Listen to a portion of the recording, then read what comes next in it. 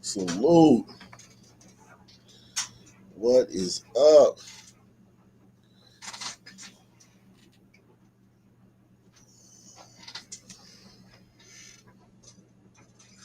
What is cracking? It's your man. Shout out to everybody. That's Freak, Couchman Low, West Howard Street.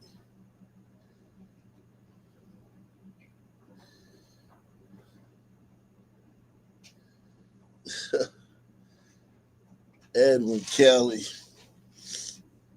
Roger W. W.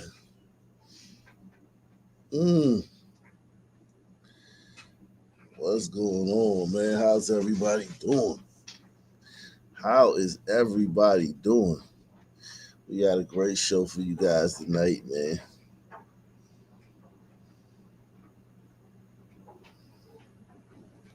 A lot going on, man. For a Sunday, a sleepy Sunday, but lots still going on. I'd love to have everybody subscribe to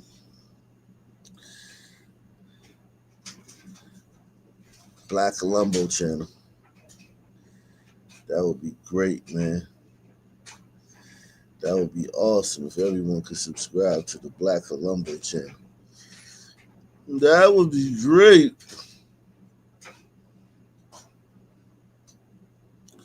That would be great. Everybody could subscribe to the Black Colombo channel.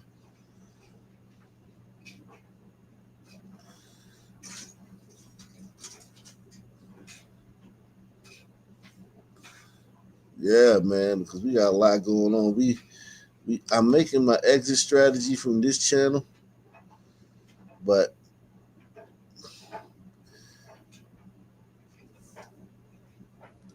I still want to be. I still want to give everybody a chance to get over there. I'm not trying to move too fast and then lose the audience. She'll be like, "Man, you haven't uploaded in X amount of," and it's like literally, I just told you for like 6 weeks, I want to be moving over to the Black Colombo channel.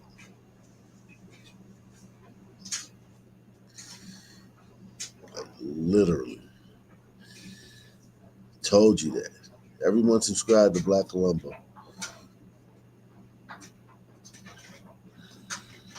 Uh, you got to believe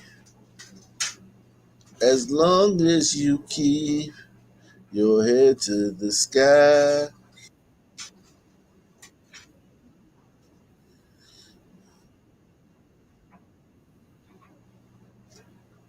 Uh,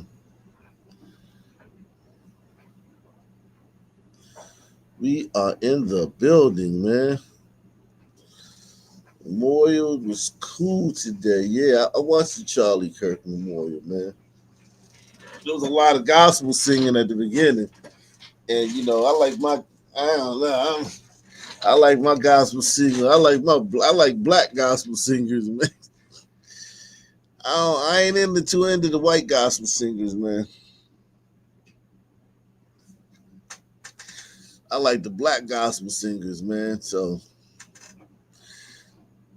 I didn't really watch the beginning because I kept clicking on and it was kept being like gospel singers.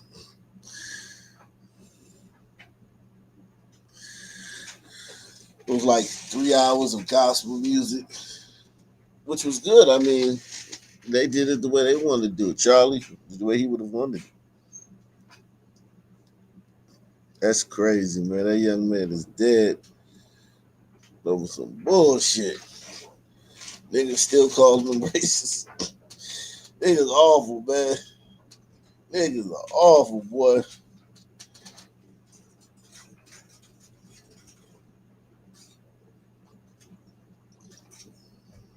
Niggas still clout chasing, calling them racist and shit.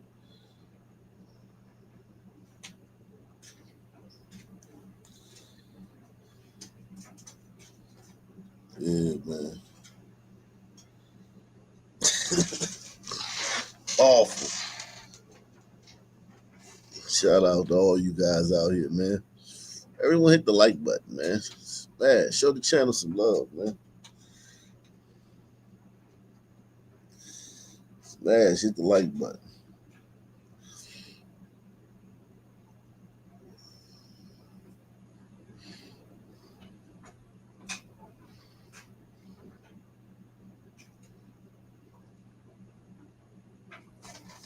Shout out to my man Cornelius Bronus. Yeah, this channel is this channel I'm simulcasting on Ock Nation News and Black Colombo. So the channel I'm going to be moving over to Black Colombo. So I'm trying to get everybody here to subscribe to Black Colombo so we can then do the live streams there.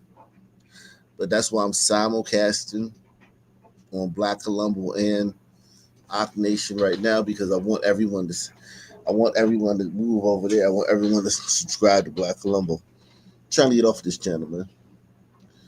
This channel got like there's so much shit behind the scenes with YouTube on this channel. I'm trying to get off of this one.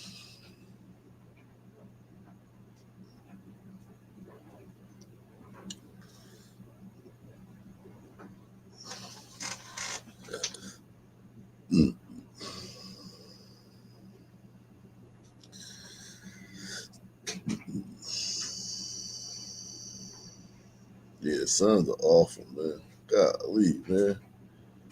It's like, damn, you can't let that man rest in peace without telling everybody how racist he is. Just so you can somebody. I'll be glad, man. Listen,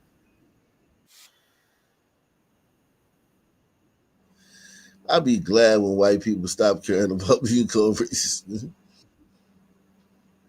That's crazy. I'm black, and I can't wait for the day when white people get tired of being called racist. Don't care about being called racist no more. I'm black.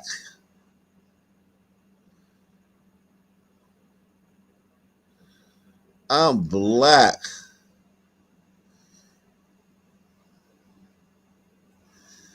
I'm literally black.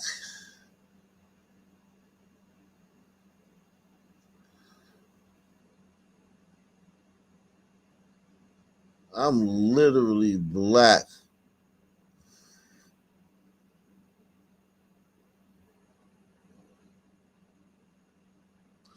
And I'm like, I can't wait for the day white folk don't care about being called racist no more. That'll be the day, man. That'll be the day, man. We can't wait for the day, Jack. We waiting on you white folk, man.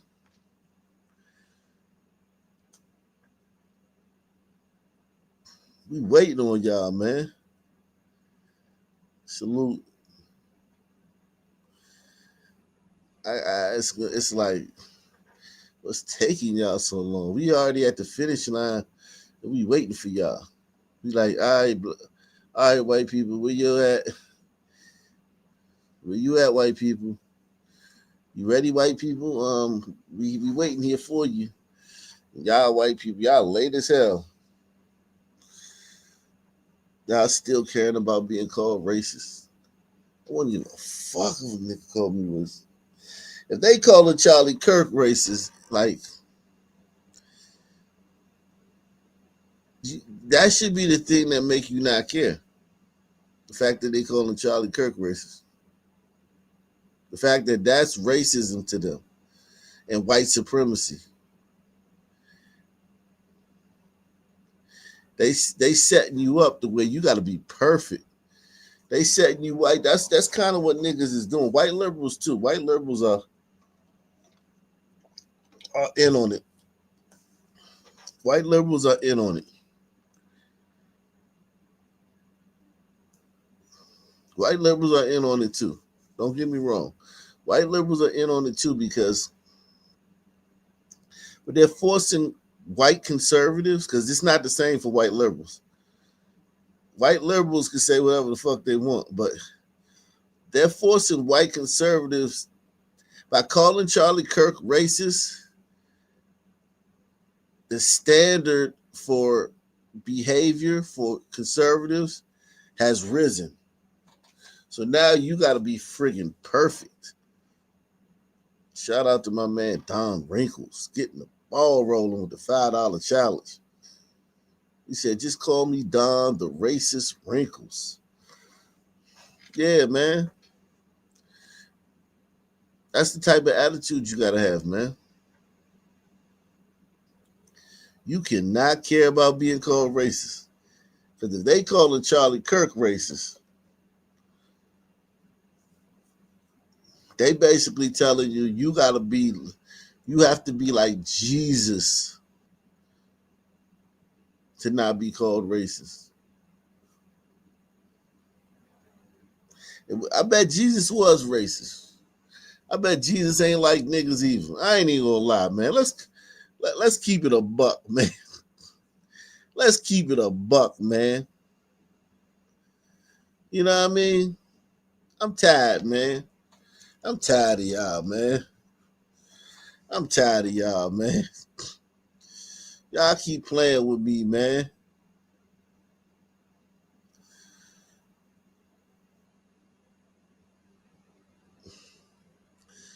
Y'all keep playing with me, man.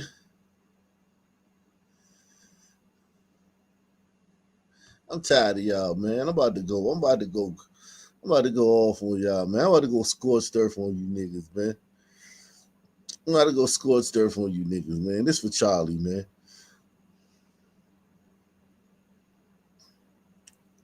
This for Charlie, man. This for Charlie, man. This for Charlie, man. Everyone hit that like button, man. Everybody hit that damn like button, man. Smash that like button. Shout out to my man, Elevatient, man. Salute to you, man. Appreciate you, bro. AKA Boy Kachina, man. Boy Kachina. Salute to Pamela Henderson.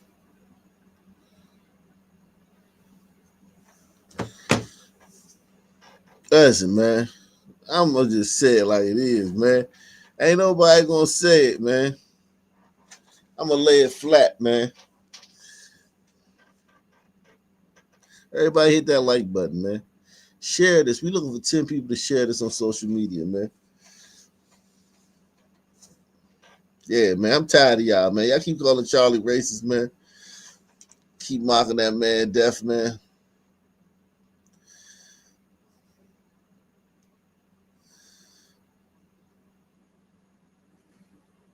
You know, keep mocking that man's death. Um, Let me tell you something, man. I personally think Jesus didn't like niggas either, man. Listen, let me do a poll, man. You know what, man? I'm a in you know request y'all help on this, man.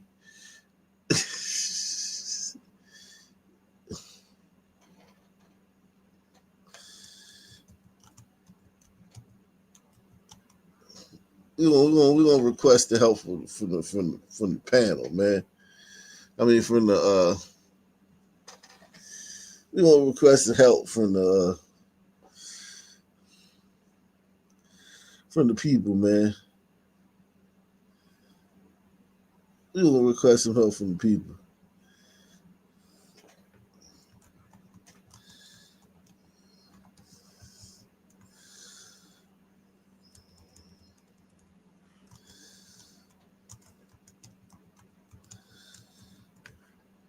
Yeah, we gonna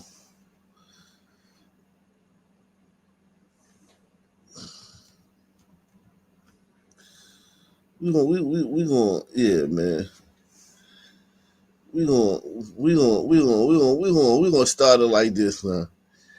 Man, you know what? I'm tired of y'all.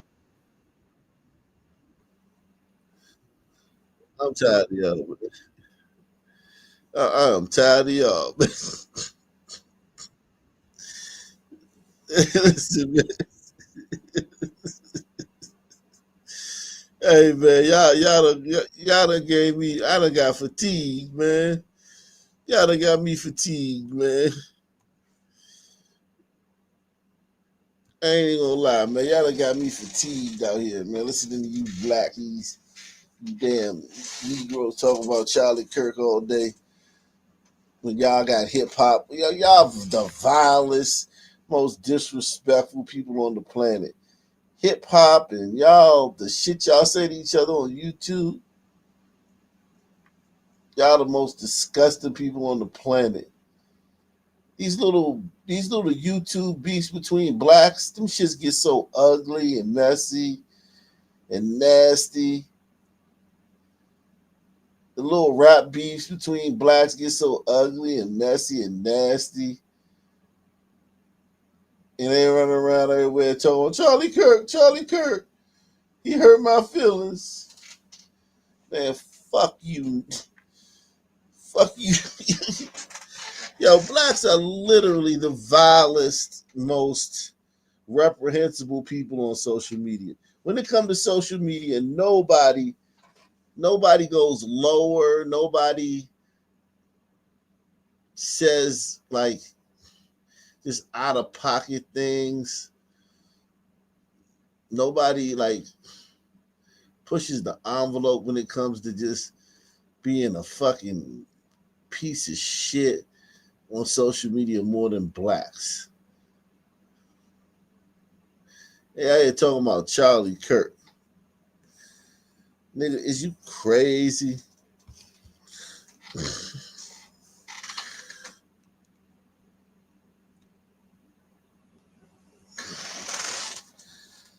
Yeah, man. I don't listen. 2,000 years ago, I think Sons was worse because we was running around the jungle and running around the savannah. We hadn't been like incorporated into a white society yet. Sons been incorporated into the America for centuries. So we haven't those sons back in those days where Jesus is at, he might have seen some eunuchs. That's about the only blacks he might have seen in where he was at in the world. He might have seen some eunuchs or some female concubines. I don't think Jesus would have seen too many niggas on a day to day basis. Probably some eunuchs and some um, concubines. Those are the only blacks he probably would have seen in that part of the world. But I don't know. Maybe he saw more. But judging from today, I don't think he would like them, man. I don't think anybody would like Sons, man. Honestly, man, I don't think anybody would like Sons. I could see Jesus not liking Sons, man. I'm not even gonna lie to you, man.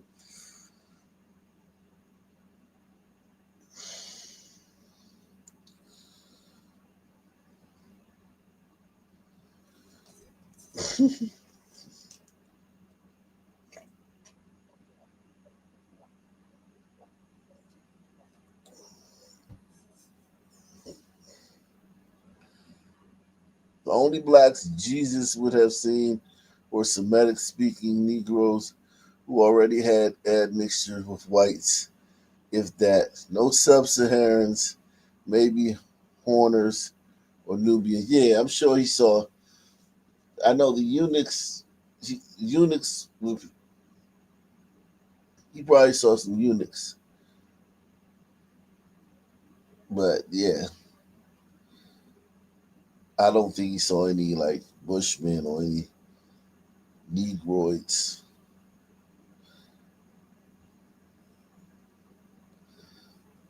if he had, man, the Bible would have been so much different. Man. If Jesus would have ran into the sons would have been sons would have been in Jerusalem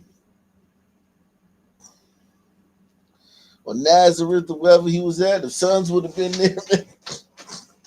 The whole history of the world would be different. The Bible would be different, man. The New Testament would be different, man. The New Testament would be more like the Old Testament.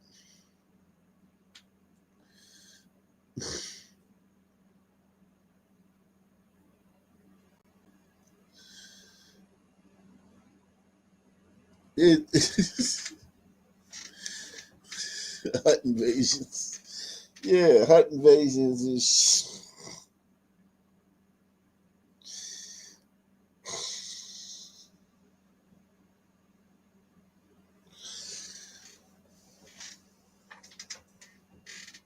yeah, I think if Jesus did encounter, just saying like if he did encounter some sunmen in his day, I'm sure he left the encounter just like all of us, man. Like, yo, what's wrong with these niggas? I'm pretty sure he left the encounter like that. Yo, what is wrong with these niggas?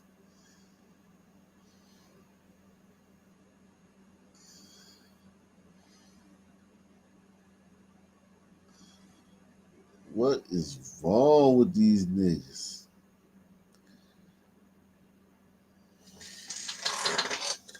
He said, you thought the Jewish crew did him dirty? Imagine what Sons would have done. Yeah. Sons would have did it. Yeah. Sons would have got Jesus up out of there, man. Jesus did a lot of shit before he finally got killed. Yeah.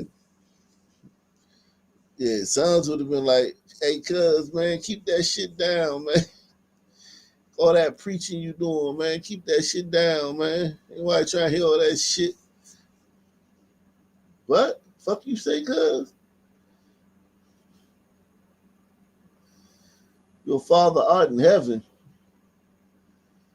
Nigga, my gun is art in my fucking waistband. So what you trying to do, nigga? Niggas would have got Jesus up out of there. They'd accused him of some shit. Niggas would have accused Jesus of something.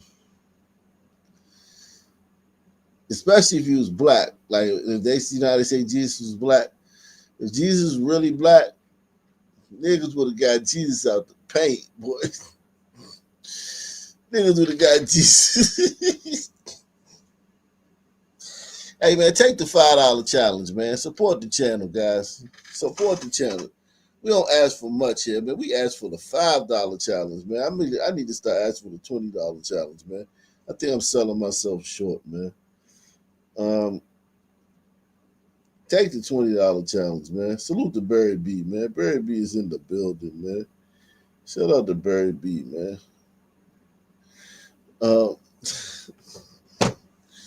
I think Jesus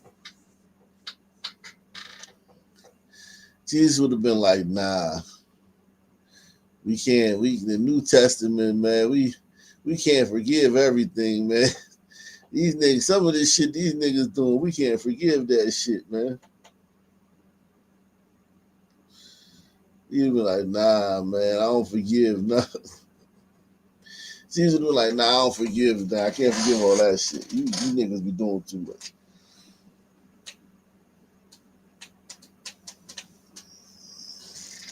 But man, nah. Yeah, I can see Jesus not liking niggas, man. Cause I mean, think about it, man. Let's be honest, man. Let's have a real conversation. No emotion. Virtually nobody likes niggas, man. And wasn't Jesus made in God's? Well, are we made in God's image? We made in God's image, right? So nobody likes niggas, man. Nobody. Yeah, you said no.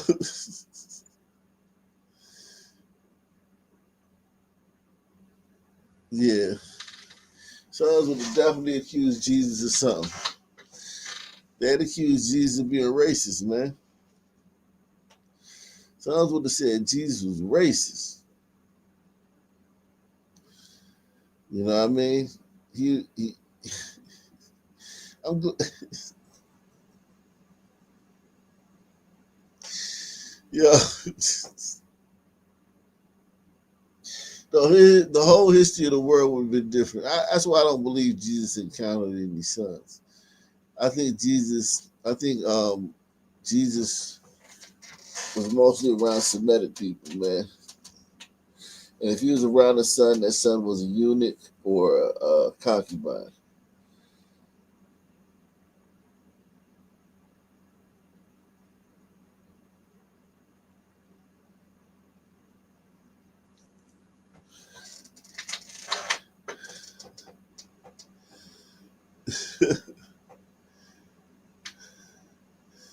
He said if the Romans had a slaughter going on, first sons, so they had to call on Jesus to make it in. He was marked and hidden.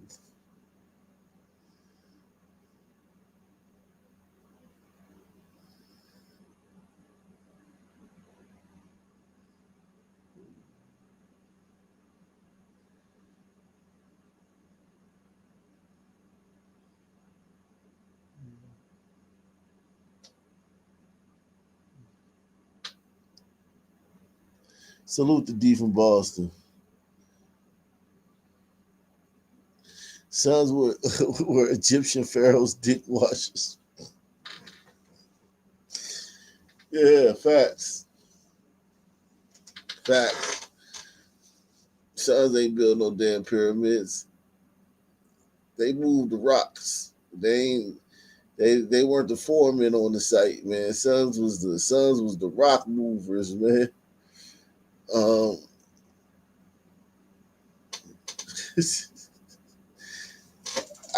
I just think though, seriously, like all jokes aside,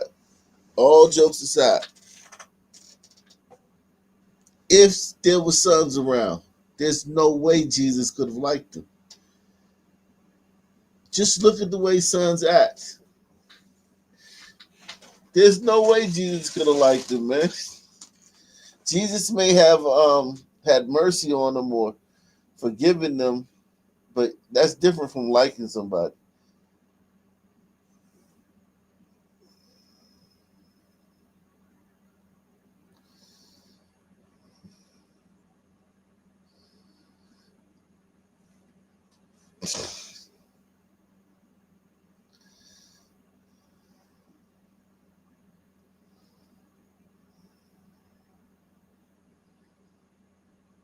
Let's see.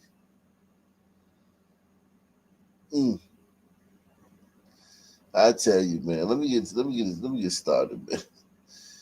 get started, man.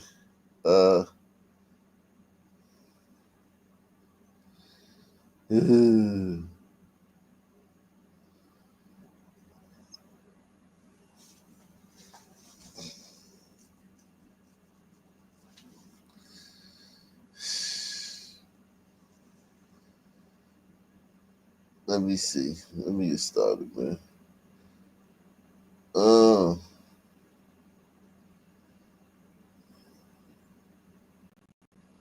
Now at 10, a community rocked by a horrific stabbing outside of a San Francisco school. Tonight, those who were close to Robert Byrd II mourning his death. Loved just being able to be that person to make the vibe okay wherever he was at. But the most important thing was being a father to him. Byrd was holding the hand of his 8-year-old son when he was killed. Good evening, I'm Claudine Wall. And I'm Mike Meback. The suspect who is in custody is now facing murder charges. And tonight, the victim's family speaking publicly for the first time since the deadly attack. New at 10, KTVU's Amber Lee joins us live here in studio after speaking with his former partner and the mother of their son. Amber? Claudine and Mike, the child's mother, tells me Dad would pick up their son from school almost every day. She says the child was his world and the unthinkable happened. Dad was attacked and killed while he was with his son, causing the family a lifetime of pain. It was an absolute definition of a dad. Cared everything, cared the world for his baby.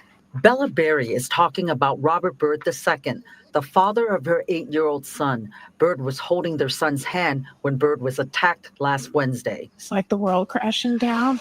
I just felt like I was cast away into an ocean, left to just try to keep my head above water. It was around 4:40 in the afternoon. Wow. That's so sad, man. That's so sad, man. I mean, just niggas, man. Niggas just, I mean, like, yo, niggas just always ready to kill. Always ready to kill. It don't take a whole lot for a nigga to want to kill. It don't take a lot, man. I feel bad for this woman, man. Byrd was holding their son's hand when Byrd was attacked last Wednesday. It's like the world crashing down.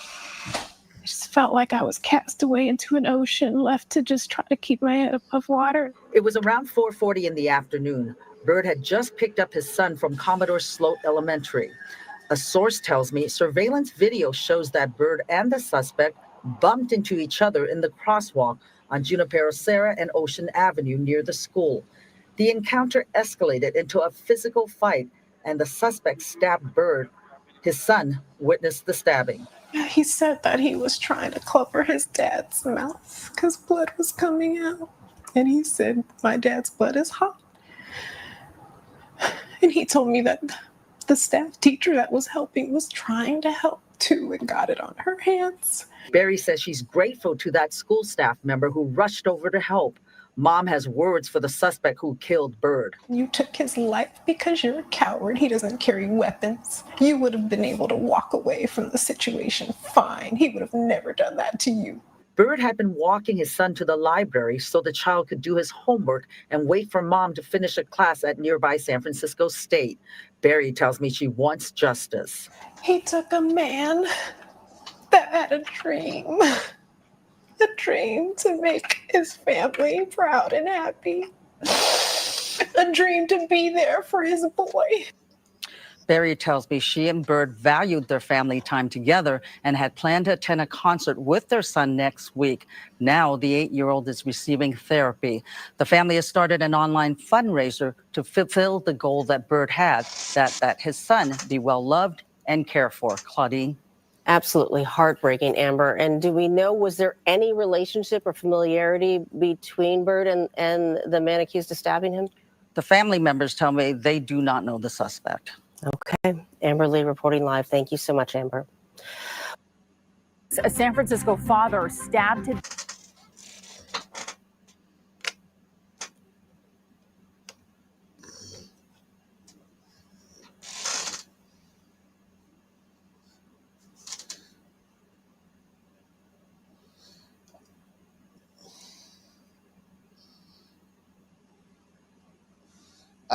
Listen, man.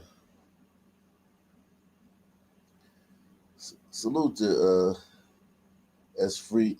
Shout out to Manos, man. Manos in the building.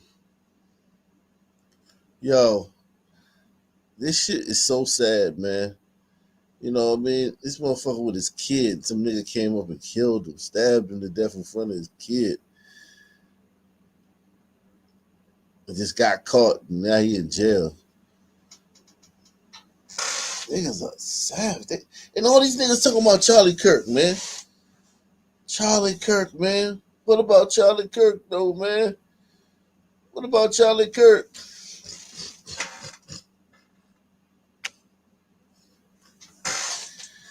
Niggas is talking about Charlie Kirk. That shit is crazy, man.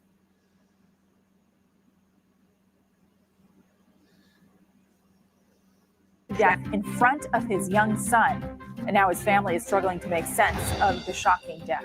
He was a good father. He was a good son. And I'm going to miss my baby. What we're learning about the man in custody for the stabbing and how the victim's family wants him to be remembered tonight. Plus, there's a claim that all of the Jewish students are safe at UC Berkeley, but that's not true. UC Berkeley turning over dozens of names in the federal investigation into alleged anti-Semitism, but this time it is free father who was stabbed to death while he was picking his son up from school. The victim's family says the son witnessed the attack and pleaded with doctors to save his father's life. This all happened Wednesday afternoon at a crosswalk near Junipero-Serra Boulevard and Ocean Avenue. That is right outside of Commodore Sloat Elementary School. Police arrested a suspect this morning. Da Lin talked with the victim's family. He joins us live now. Da, this is such a disturbing story on so many levels. Yeah, very disturbing and very tragic, Sarah. The stabbing happened in this crosswalk right here, this busy intersection. I talked to the victim's 70-year-old. Yo, why this tiger got his hair slicked back like that, man? That tiger got like a pound of gel in his hair, man. Come on, tiger. All that damn gel. You look like a goddamn Italian, man. This tiger look like a goddamn Italian from back in the goddamn 60s or something. Shout out to Manos, man. He said, "Keep cooking, Black Colombo." Yeah, man. We gonna get to the bottom of it. We gonna clear this case off our docket tonight, man. You know, it says sons are cursed in my opinion. It's DNA, man. What you call a curse is really DNA, man. That's why it seemed like a curse, because it don't change, because it's DNA. Father, I mean, the family is just devastated by this news. Right now, their focus is on helping that 8-year-old boy heal from this trauma. My baby's gone. It's killing me, man. I can't sleep. I can't eat. A grieving father mourns the... That, man. That's so sad, man. That's why, man, I'm telling you, man, keep some mace, because you can run, right? You can back up and run and get some space between you and your attacker. Like with this, with mace, and this is some mace I bought for my wife, but I told you mine broke. So I bought this for my wife, but she don't carry it. So I just said I'll take it. But this right here, listen, nigga run up on me with a knife, right? If I can see it, I'm going to give myself some space between him. I'm backing up, and I'm squirting his ass right in his face, upper body, torso. I'm aiming for center. I'm aiming for this. And I just keep squirting his ass. You know what I mean? Fuck that. I'm not playing fucking disarm some nigga. I'm not trying to disarm you, nigga. I'm trying to back up, get some space, and squirt your ass. You know what I'm saying? Fuck that. I'm bitching out. You run up with a knife on me, a bitch. Why you running? Because I'm trying to get the fuck back. So when I spray this shit, it don't affect me. I want it to only affect you. So I'm getting back. I'll spray your ass.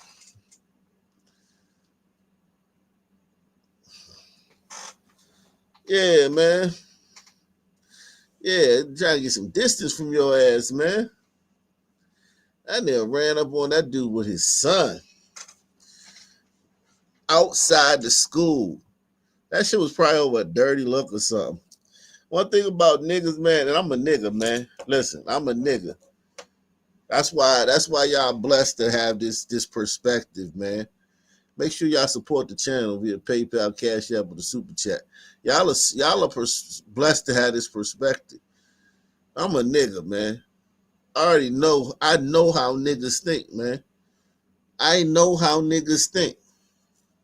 And I ain't gonna try to sugarcoat it because white people listening. I ain't gonna try to sugarcoat the way niggas are because white people listening. That's what a lot of YouTubers do. A lot of YouTubers are niggas too. They niggas too. It's a lot of nigga YouTubers. They know what time it is. But if they think white people listening, now if it's a hip hop channel, they don't give a fuck. But if it's not a hip hop YouTuber, if it's a non-rap YouTuber, they gonna try to like sugarcoat the shit. Yo, that shit could have been over a dirty look, man. He could have been walking his son to school. He could have been looking. He could have been staring at some. He could have been staring at some damn another kid's mom. Another mom could have been picking up her son. He could have been staring at her ass. A nigga could have been in between them two. Man, fuck you looking at, nigga. Like, oh nah, man, I'm looking at the girl, but you know, a nigga too prideful to be like, nah, cuz I'm looking at the girl ass. Nigga be like, man, fuck you mean when I'm looking at it? And that's all it take, man. Nigga kill your ass and go do 30 years in prison. Niggas are crazy, man. Niggas will kill you, boy. Loss of his son, 35-year-old Robert Byrd II. Robert Byrd Sr. says his grandson saw the attack, held his father's hand, and pleaded with doctors at the hospital to save him. The family says Robert was stabbed in the chest. My grandson was holding his daddy's hand. You know, it hurt so bad. My grandson had to see that. My grandson seen that. It traumatized my grandson so bad. He's messed up. He's going to have to carry this for the rest of his life.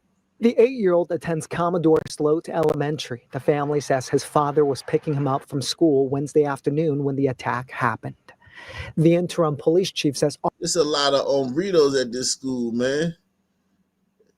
That could have been a hombrito that stabbed his ass. Sloat Elementary. The family says his father was picking him up from school Wednesday afternoon when the attack happened. The interim police chief says officers tracked down the suspect, 42-year-old Daniel Patrick Rodriguez, and arrested him. I knew it. Daniel Patrick Rodriguez, man. It was an hombrito. Okay, it was an hombrito that killed his ass. Yeah, hombritos don't play with you niggas in California. You niggas sneeze wrong. They don't play with you niggas out there. You niggas know it. Them California niggas be trying to act like they don't know that shit. Like, what you talking about, man? Nah, nigga. You sneeze wrong around a hombrito in California, they gonna get your ass. Stop playing. Stop it. Friday morning in Tuolumne County. We used our technology resources like our ALPR, automated license plate reader cameras, a drone, and other tools to identify and locate him. If you commit a crime, especially a violent crime, we will find you and we will arrest you. Police are still in. Oh, they trying to be tough on crime now. San Francisco trying to be tough on. They got a new mayor, man. That black lady ain't the mayor no more, man. Remember that black, what was her name? Roman something? Some shit. They used to have a black lady mayor, man. Now they got a white man. He trying to be tough, man. I don't believe you, man. Shout out to Barry B, man. Barry B is in the building.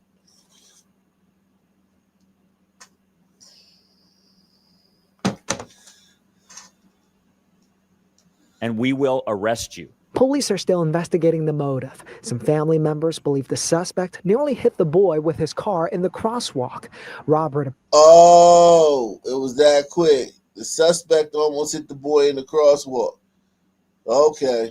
Police are still investigating the motive. Some family members believe the suspect nearly hit the boy with his car in the crosswalk. Robert apparently argued with the driver, and that's when he was stabbed. Police would not confirm that account, but say they're working to piece together exactly what happened. This was such a horrific tragedy that, quite frankly, at SFUSD, we've never experienced to this level. The family and neighbors who knew Robert well say life will never be the same. Still in a state of shock right now. I haven't fully accepted it, but how I would like people to remember him as a loving, caring father, son. He just was a ball of joy. Good person, very polite, always smiling, you know. This is sad. His father is demanding justice. Give him the fullest extent. I don't want no. Well, they're not going to give him that. It's California, so you're not going to get that. And you voted for that, too. So you're going to get what you voted for. Your son's killer is going to get what you voted for. Press 1. making no deals or nothing. I want this man to pay for what he did. Yeah, he said don't want making no deals or nothing. This is sad. His father is demanding justice. Give him the fullest extent. I don't want no making no deals or nothing. I want this man to pay for what he did to my son, because you killed this man in front of his child. You killed this man in front of a school full of children. 2 days after the killing, the family says the 8-year-old boy is still struggling mentally. He's with his... That dude who killed him is probably out on bond already. The dude who killed him is literally out on bond. Probably, it's like a 98% chance that the dude who killed him is walking the streets again. And they probably just said, hey, man, don't go around the kid. Or it's nothing like that. Don't go around the kid and, just check back with us, in a couple months. Mother now. They hope to get him some therapy and obviously a lot of support from family and friends. Now, the school in front of us is also providing grief counselors for the students. As for the suspect, he's expected to make his first court appearance next week on a murder charge. Back to you. Oh my gosh, I cannot imagine what that little boy has gone through after that story, and just the entire family. Our thoughts are with them. Thank you so much. We are following a developing story now. Authorities in Santa Clara County are investigating a deadly... All right. That's enough of that, man. Oh,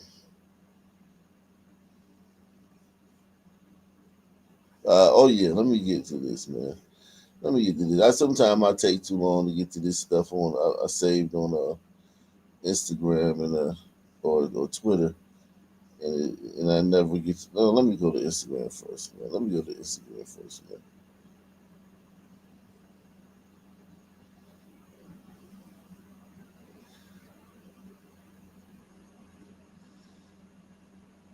Let me go to Instagram first, man. Salute to everybody out there. We're trying to get 10 people to share this on social media, man. We need 10 people to share this on social media. We need 10 people to share this stream on social media, man.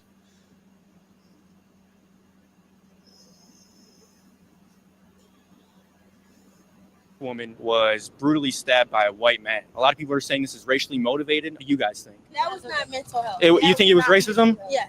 So what do you guys think was racially motivated about the black guy who stabbed the white woman on the train in Charlotte? Wait, can black people be... No. You're saying black people can't be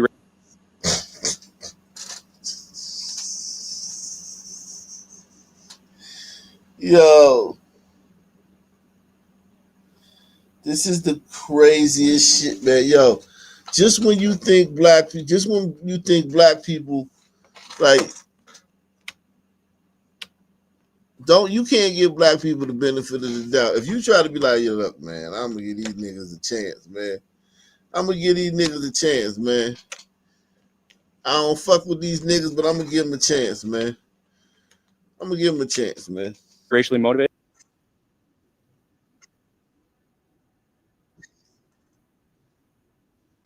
You be like, yeah, I'm gonna give niggas a chance. Nope.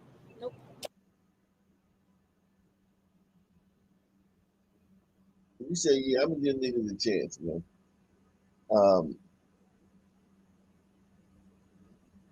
They always fuck it up, man.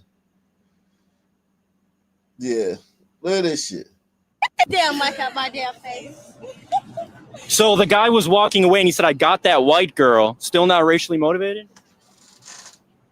When you get fucked up out here, you know the wrong shit, man. They said you gonna get fucked up out here. You asking people the wrong shit. Crazy how that works. Get the damn mic out my damn face. So in Chicago, a black woman was brutally stabbed by a white man. A lot of people are saying this is racially motivated. What do you guys think? That was not mental health. You think it was racism? Yeah. So what he did, he made up a story of a white dude stabbing a black woman in Chicago. They're like, nah, that nigga crazy, man. Nah, that nigga not crazy. That's racism, man. And then he told him about the Ukrainian girl. Yeah. So what do you guys think was racially motivated about the black guy who stabbed the white woman on the train in Charlotte? Wait, can black people be... No. You're saying black people? What are they looking? Can black people be? No. Think about how you basically forfeit being like taken seriously as a race. Wait, can black people be racist? No. She literally asked, can black people be racist? Because somewhere she heard that, but she wasn't sure. Another girl like, no. Jesus didn't like you niggas, man. If Jesus met one of you niggas, all it would take is Jesus to meet one of you niggas. Jesus would have met one of you niggas, he'd have been like, nah, I'm Gucci. I'm Gucci. I'm groovy. I'm groovy, yo. I'm groovy, man.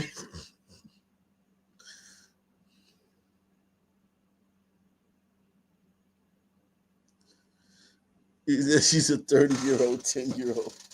Yeah, man, they all are. They all are. People can't be racially motivated? Get the damn mic out my damn face. So the guy was walking away and he said, I got that white girl. Still not racially motivated? When you get fucked up out here, you know, wrong shit, man. Crazy how that works. Get the damn mic out my damn face. So in Chicago.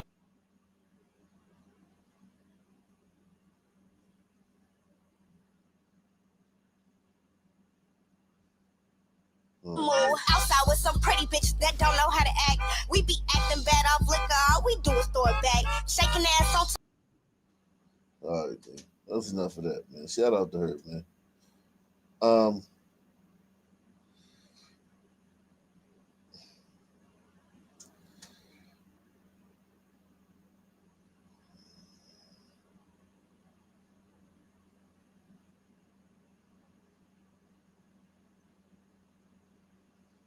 Damn.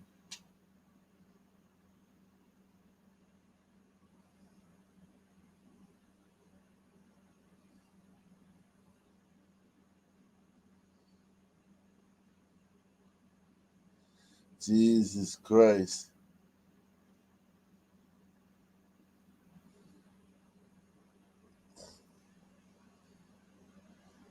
Boys gave birth to a million. We the people won't stop his MAGA nation till they kill us. MAGA rapper Forgiato Blow performed Charlie Kirk tribute song outside memorial service.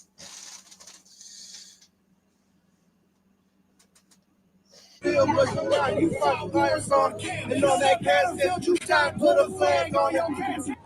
tell me, what does Charlie Kirk mean to you?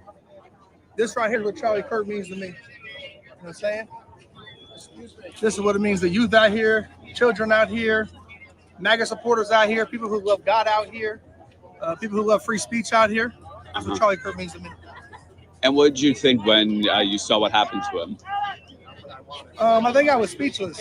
You know what I'm saying? I think I was speechless. You know, nobody, no matter what side you vote, no matter who you love in life, what you have going on, should be assassinated.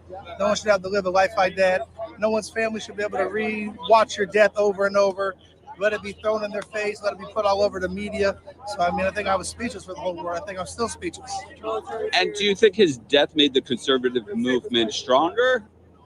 I would say so because he was conservative. I've been always more MAGA, more Trump. Charlie Kirk was definitely, a Trump supporter and MAGA, but he was more Jesus first. So I think he's woke a lot of people up to kind of pay more attention to God and what's going on in the world with Jesus. And are you a rapper, singer? A rap artist, Forgiato Blow, Forgiatoblow. And is that a song you made for him? Yeah, it's called I Am Charlie. And tell me about the song. There's a lot of different people that put songs out the last few weeks, and I liked them, but I felt like there wasn't one that was put out from MAGA. You know what I mean? So I went and did it. There's a lot that goes on with putting this red hat on. You got to lose a lot. You got to fight this war wearing the hat. Even if you support us or you don't, we're fighting. You know what I'm saying? We're constantly going through getting banned, being silenced, having issues, having sitting presidents docked from social media companies, having our music taken down. We're working just like anybody else, and we're being silenced. Doc from social media. That's the most impressive rapper I've ever seen. Yo, let me not say that. Let me say that.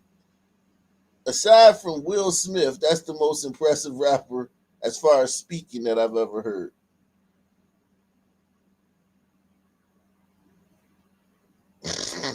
And that's sad, man.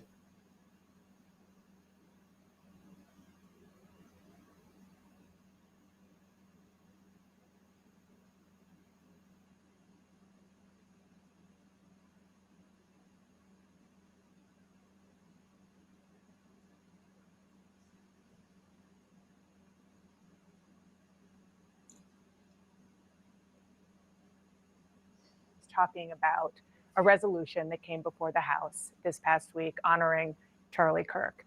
And there were 58 Democrats who voted against it. You were one. Yeah. She's so terrified. That white woman is so terrified in front of this black woman. You can just see the fear. She's so terrified because she doesn't want to have to tell this black woman anything that she might not want to hear. Talking about a resolution that came before the House this past week honoring Charlie Kirk. And there were 58 Democrats who voted against it. You were one. Yeah. Why? Absolutely. You know what? One of the things I do want to point out that's not been laid out that honestly hurts my heart is when I saw the no votes, there were only 2 Caucasians.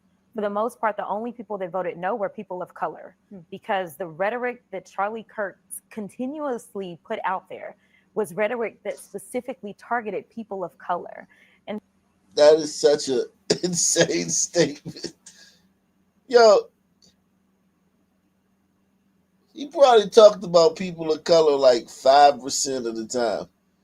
Like 95% of his shit had nothing to do with niggers. You niggers always try to like make everything about yourselves. Nothing. Yeah. Y'all was such a small part of his rhetoric. Anything doing with y'all was such a small part of his rhetoric that she literally act like he was going to place. All right, this is Charlie Kirk, the nigga show. We gonna talk about niggas today. Everybody gather around. Let's talk about niggas today.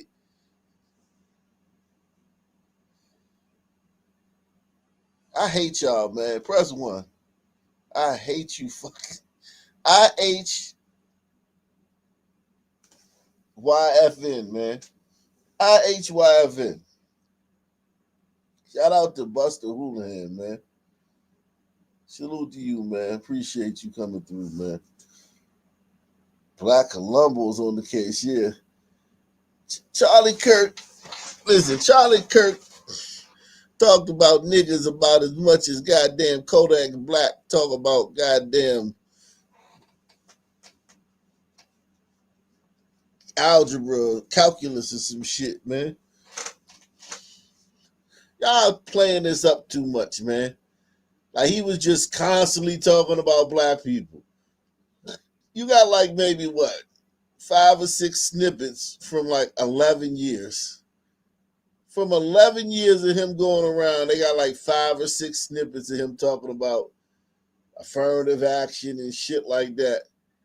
This nigga talked for like, he had like 300 events a year. And he did a fucking podcast every day. He did a 3-hour podcast every single day and had 300 events a year for probably 8 or 9 years. Or maybe even longer. And you got like 6 snippets of him talking about niggas. And even in those few snippets, he not being racist.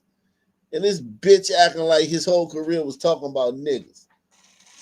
I hate y'all, man. I hate y'all. Yeah, Jesus would have hated niggas, man.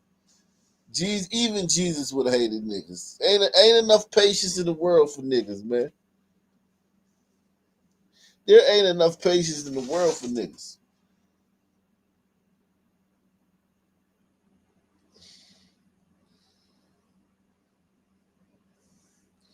There ain't enough patience in the world for niggas, man.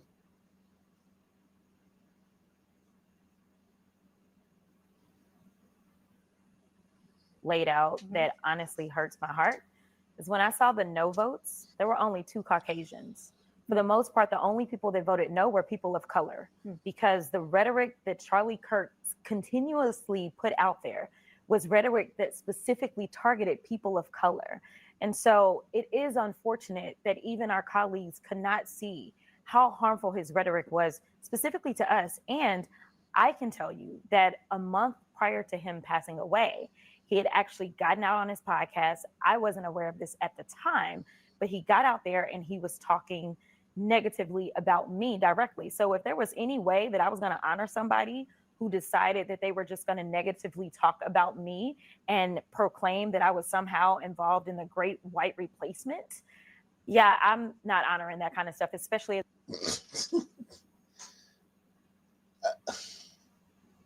When did Charlie Kirk say Jasmine Crockett was... Hey, listen, I'm not like you white people. I don't give a fuck if Charlie Kirk was racist. I understand why people are racist. Listen, I understand why people are racist. I give people a pass for being racist. Shout out to Manos, man. He says, sons love to blow things out of proportion. Yo, just fucking lie, man. They love to lie. Especially when it comes to white people. If this was an Arab country, none of this would be going on. Okay? If this was an Arab country, none of this would be going on. If this was a Central or South American country, none of this would be going on.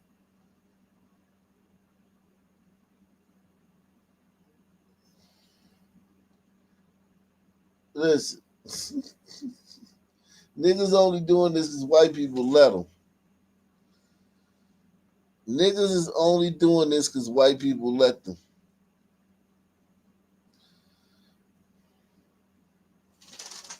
White people encourage this shit because white people are not a monolith. Them Arabs in the Muslim countries, they a monolith, man. They all like, man, put these niggas in chains. But white people, it's like some white people are like this way, some white people are that way. But no matter what white Americans are, they're not gonna go too hard on sons, man. I told you they're gonna do it legislatively.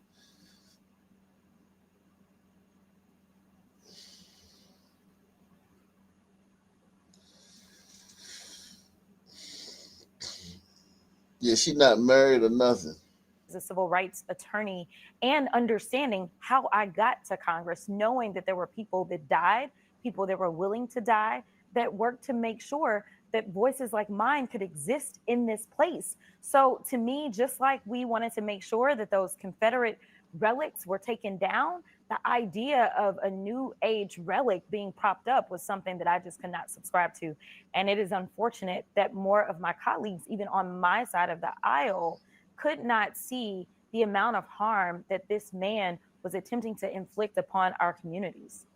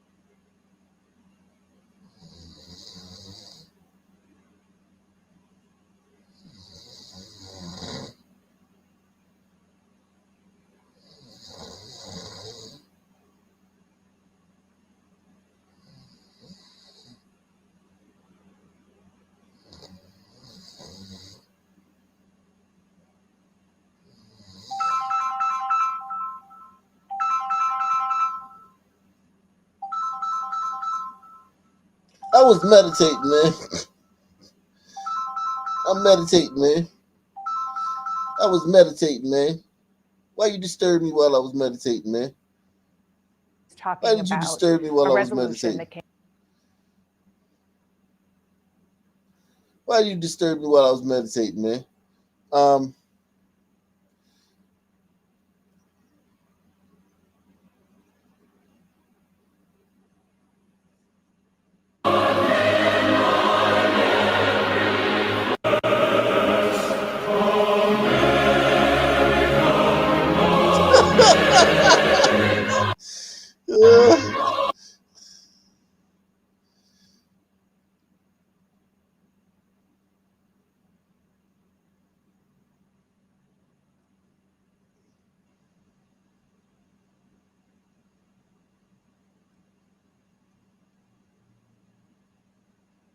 Name one thing responsible for the cultural shift within the Black community.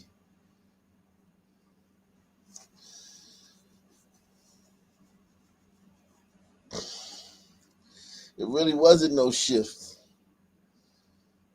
Really wasn't no shift, man. Tucker Carlson. Ultimately, he was a Christian evangelist. And it actually reminds me of my favorite story ever. So it's about 2,000 years ago in Jerusalem, and Jesus shows up and he starts talking about the people in power, and he starts doing the worst thing that you can do, which is telling the truth about people, and they hate it, and they just go bonkers. They hate it, and they become obsessed with making him stop. This guy's got to stop talking. We've got to shut this guy up. And I can just sort of picture the scene in a lamplit room with a bunch of guys sitting around eating hummus, thinking about what do we do about this guy telling the truth about us? We must make him stop talking. And there's always one guy with the bright idea, and I can just hear him say, I've got an idea, why don't we just kill him? That'll shut him up. That'll fix the problem. Jesus Christ. It doesn't work that way. It doesn't work that way. Everything is inverted. Damn, Tucker went crazy, man. Ultimately, he was a Christian. Damn, Tucker. Oh, they're saying that was anti-Semitic. Wow. I thought they didn't like that because it was cringy. They're saying that this is anti-Semitic. Tucker Carlson is facing backlash from Israel supporters who are labeling him an anti-Semite after described the Pharisees as sitting around eating hummus while plotting Christ's crucifixion. They are accusing him of pushing an anti-Semitic trope and comparing it to the silencing of Charlie Kirk, suggesting Jews killed Kirk the way they killed Christ.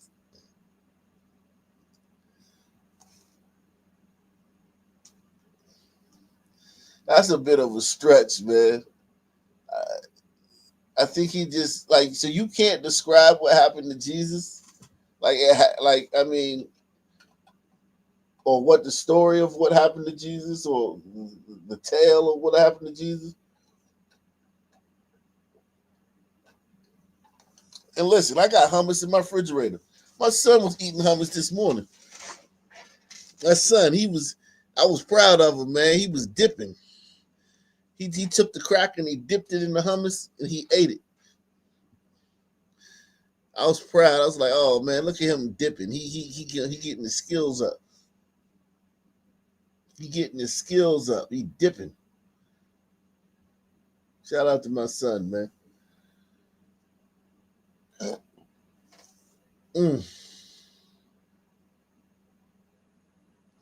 Yeah, Jesus was a Jew too. Yeah. Jesus is like us. We Africans, but we came here and now we became African Americans. That's the same thing with Jesus. Jesus just became a Christian. He was born a Jew. He became a Christian. Yeah, Candace Owens, fine. Candace Owens is fine though. I don't like her, but yeah, man, I take her to Pound Town, man. I take her to You know, we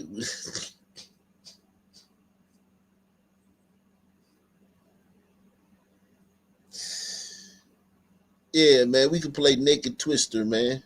I would definitely play Naked Twister with Candace Owens, man.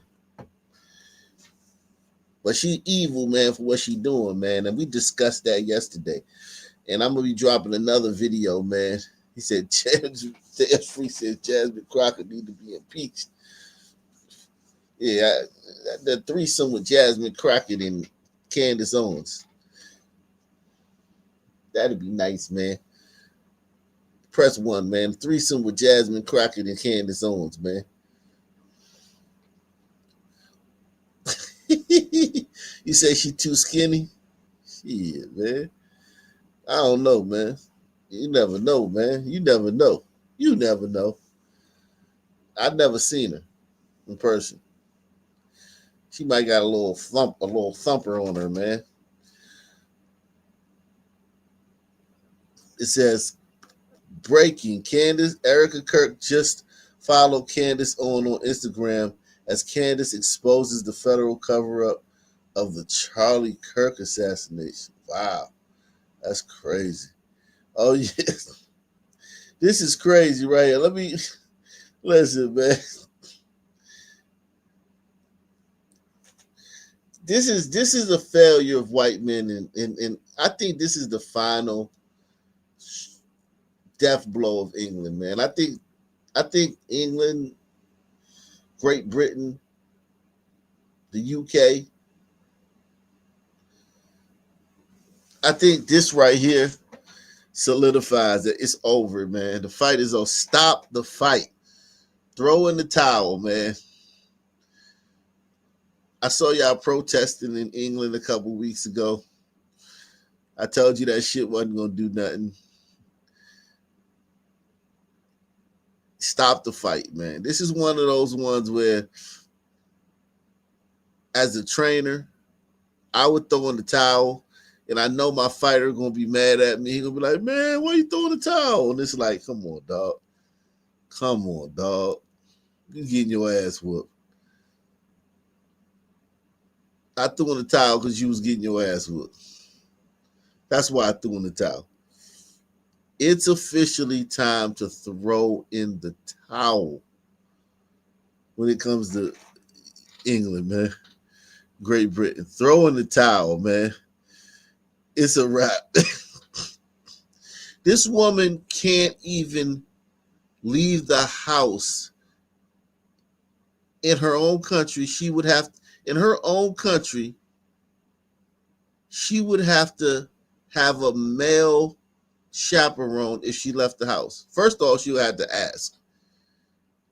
But if it was granted, if permission was granted by a male in her family, if permission was granted, she would have to be chaperoned, and she would have to be covered head to toe with only her eyes exposed. And goddamn gliders have made white people, Europeans have made this woman a cop. A woman that couldn't leave the house. They can't even drive in those countries. You know that? Press 1. They can't even drive in their countries. They can't drive. They can't leave the house. They can't own property. They can't. They don't have custody of the kids.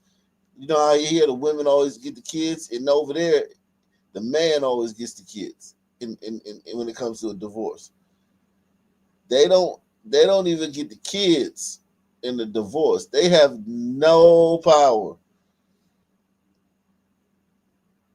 They've been letting them get educated more lately, but still, even that. And yet she comes to your country, she's a fucking cop. Are you fucking kidding me? Throw in the towel, man. It's over, man. It's time to throw in the towel, man. nobody wants to see a fight like this get so bad where like this fight has gotten so bad that it's like you don't want to see somebody get hurt.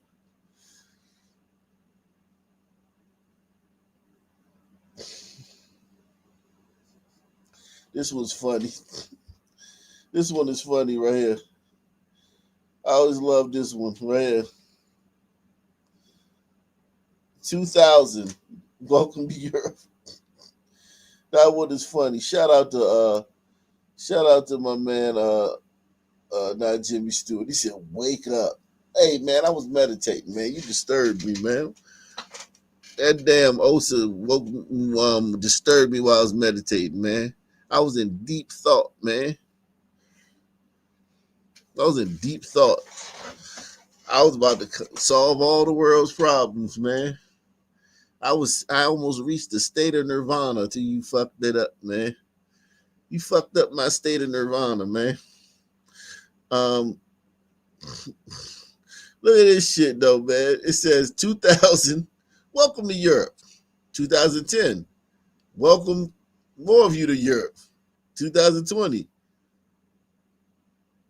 it's the goddamn, the person that is now Earth.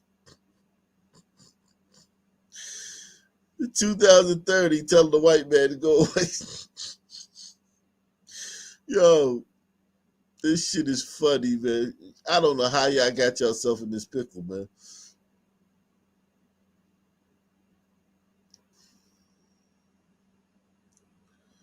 Wow.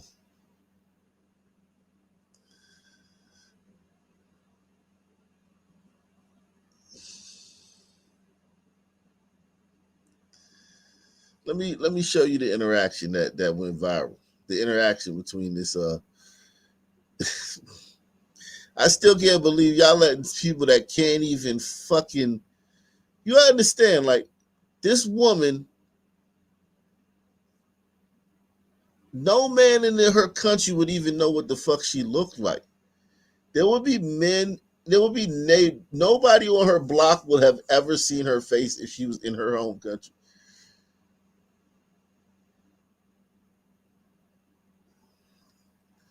Nobody would ever have known what she looked like, except for her husband and maybe her kids.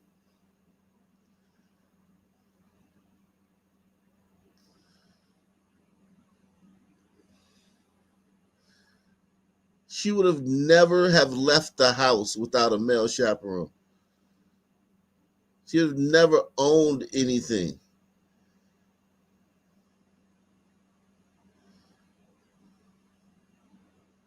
And y'all white people made her a fucking cop. Let's see the interaction, man. Salute to Osa, man. He says, threesome with Candace and Crockett. Yeah, man. He said 100. Salute Black Colombo. He's on the case. Salute Agnes. Yeah, man. Candace and Crockett. Yeah, man. I ain't gonna lie, man. That sound like fun, man. I gotta dip as soon as it's over, man. I can't talk to them broads, man. Can you imagine the conversation afterwards? You trying to smoke a cigarette and relax, and these bitches are talking about some stupid shit.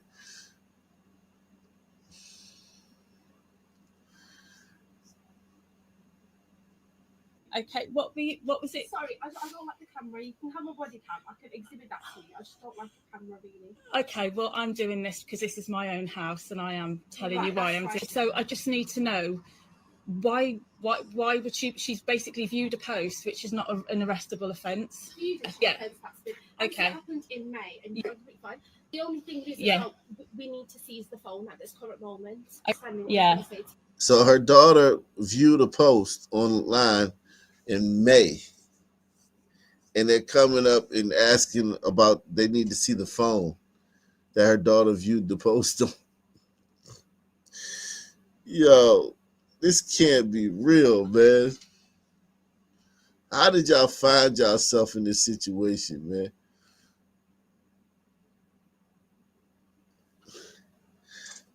This didn't happen overnight.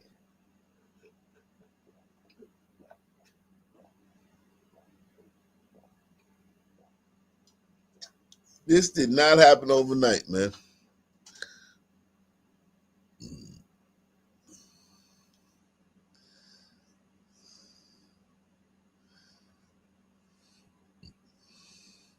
Who does she look like? She looked like a character on Family Guy, man.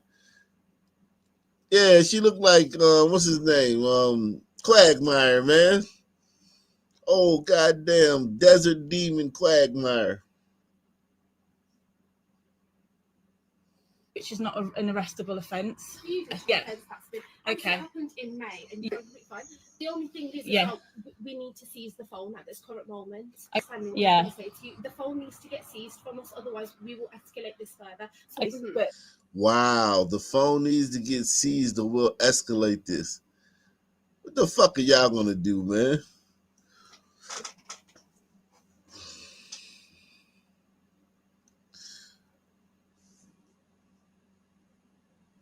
With a voluntary interview. So have you seized anyone else? Is she the only child you're picking on? Voluntary interview, you'd be able to come. Have you spoken to anyone else? No, we'll come to the station now. Do you mind letting her finish her sentence? Yeah. She does have to get further escalation, unfortunately. That's fine. We'll come to the station now. The phone isn't seized right now, and we're not able to basically get the phone. We'd have to escalate this further.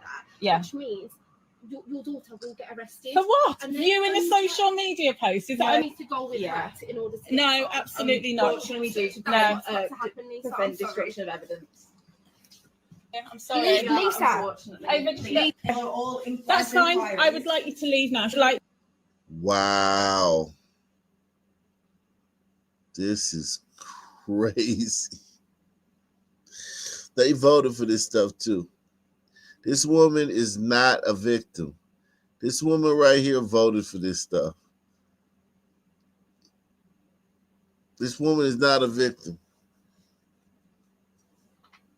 This is what they voted for. All this draconian shit on, all this shit circles back to like Muslims being not being Islamophobic and not being racist. All these crackdowns on what you're viewing online is because there's a crackdowns on viewing anti-immigration shit. This is what you get. You to leave. This is why you're okay. I have nothing more to say to you. A social media post. I've got nothing more to say. I'd like you to leave. You've harassed this child enough. I'd like you to leave. Lisa, that's no worry. Wow. Okay. What was it? Wow. Wow. Wow.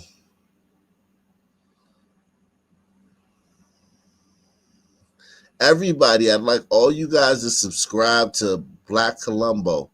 I'm slowly phasing out of this channel, Ock Nation, and I'm going to be moving over to Black Colombo to do the live streams. And I would like everyone, all of the Ock Nation supporters, to subscribe to Black Colombo. So when I start doing the live streams over there, you'll actually get the alert, because this channel, YouTube's giving me a lot of issues with this channel, Ock Nation News. So I want to move away from it for a while, and I want to start doing the live streams and the content on Black Colombo. I still drop videos over here on Ock Nation News, but I want to do my live streams on Black Colombo. The link is in the description box, and the link is also in the pinned comment in the chat. Okay, so you guys can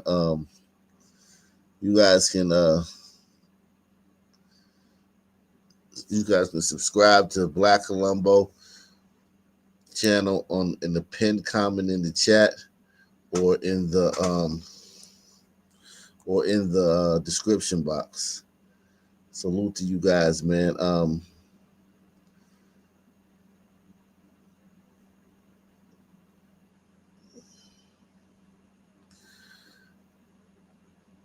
Yeah, we are in the building, man.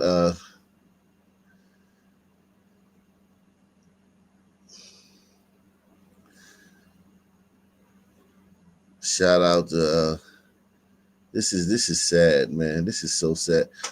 Salute to S Freak. He says the British would have never given up their guns. The British should have never. Yeah, that's true.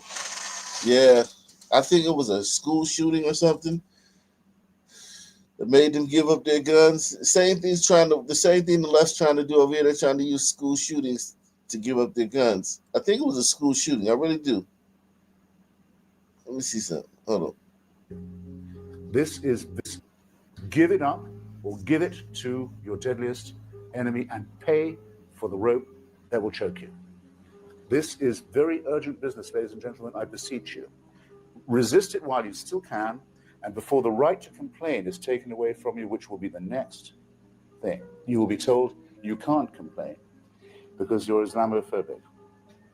The term is already being introduced into the culture as if it was an accusation of race hatred, for example, or bigotry, whereas it's only the objection to the preachings of a very extreme and absolutist religion. Watch out for these symptoms. They are not the symptoms of surrender, very often ecumenically offered to you by men of God in other robes, Christian and Jewish and smarmy ecumenical.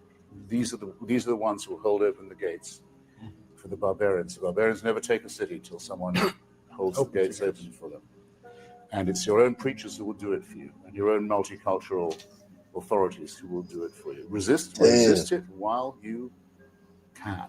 And if you wonder what will happen if you don't, look and see how a cricket team in Middlesex in England had to change its name by force last week because it was called, and had been for years, the Middlesex Crusaders. Look and see how stories about little pigs can't be taught to children in English schools anymore, lest offense be taken by the religion of peace.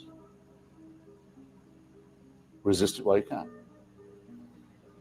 One of the things that is coming up over and over again is Islamophobia. And, well, you can see the stats, you can see the numbers rising, particularly since October the 7th. Although we shouldn't fall into the trap of thinking that before October the 7th, this was all heading in the right direction. It's been far too high for far too long. Clearly, we need to just say over and over again, Islamophobia is intolerable. It can never, ever be justified. And we have to continue with a zero tolerance approach. And I think there's more we can do in government. There's certainly stuff online, which I think needs tackling much more robustly than it is at the moment. What I'm hoping, Keir, is your experience as a prosecutor means you'll be thinking about the strategy we can use to make sure we take action against those who break the law. Oh, shit. Yo, y'all are fucked. Wow, y'all are fucked. Like, y'all are fucked. I mean, y'all are fucked. I can't even, man. Listen. Y'all are fucked, yo. Y'all are fucked. Like, there's no, you guys can't get out of this. You guys ain't getting out of this. Give it to your deadliest enemy. Yo, the guy tried to warn you. What's this? 16 years ago. I don't know who this guy is, but he tried to warn y'all 16 years ago. Y'all are. If he was saying this 16 years ago, y'all were fucked then. You're fucked now. It's 16 years later. Give it up or give it to your deadliest enemy and pay for the rope that will choke you. This is very urgent business, ladies and gentlemen. I beseech you. Resist it while you still can, and before the right to complain is taken away from you, which will be the next thing. You will be told you can't complain because you're Islamophobic. The term is already being introduced into the culture as if it was an accusation of race hatred, for example, or bigotry, whereas it's only the objection to the preachings of a very extreme and absolutist religion. Watch out for these symptoms. They are not the symptoms of surrender, very often ecumenically offered to you by men of God in other robes, Christian and Jewish and smarmy ecumenical. These are the ones who will hold open the gates for the barbarians. The barbarians never take a city till someone holds the gates open for them. And it's your own preachers who will do it for you, and your own multicultural authorities who will do it for you. Resist it while you can. And if you wonder what will happen if you don't, look and see how a cricket team in Middlesex in England had to change its name by force last week because it was called, and had been for years, the Middlesex Crusaders. Look and see how stories about little pigs can't be taught to children in English schools anymore, lest offense be taken by the religion of peace. Resist it while you can. One of the things that is coming up over and over again is Islamophobia. And, well, you can see the stats, you can see the numbers rising, particularly since October the 7th. Although we shouldn't fall into the trap of thinking that before October the 7th, this was all heading in the right direction. It's been far too high for far too long. Clearly, we need to just say over and over again, Islamophobia is intolerable. It can never, ever be justified. And we have to continue with a zero tolerance approach. And I think there's more we can do in government. There's certainly stuff online, which I think needs tackling much more robustly than it is at the moment. What I'm hoping, Kerry, is your experience as a prosecutor means you'll be thinking about the strategy we can use to make sure we take action against those who break the law. It's illegal to not like give it up or give it to Muslims. That's insane. Muslims are fucking annoying and intolerable, and it's illegal to not like them.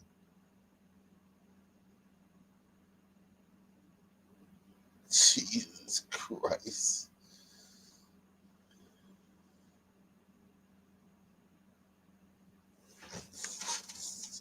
Jesus Christ.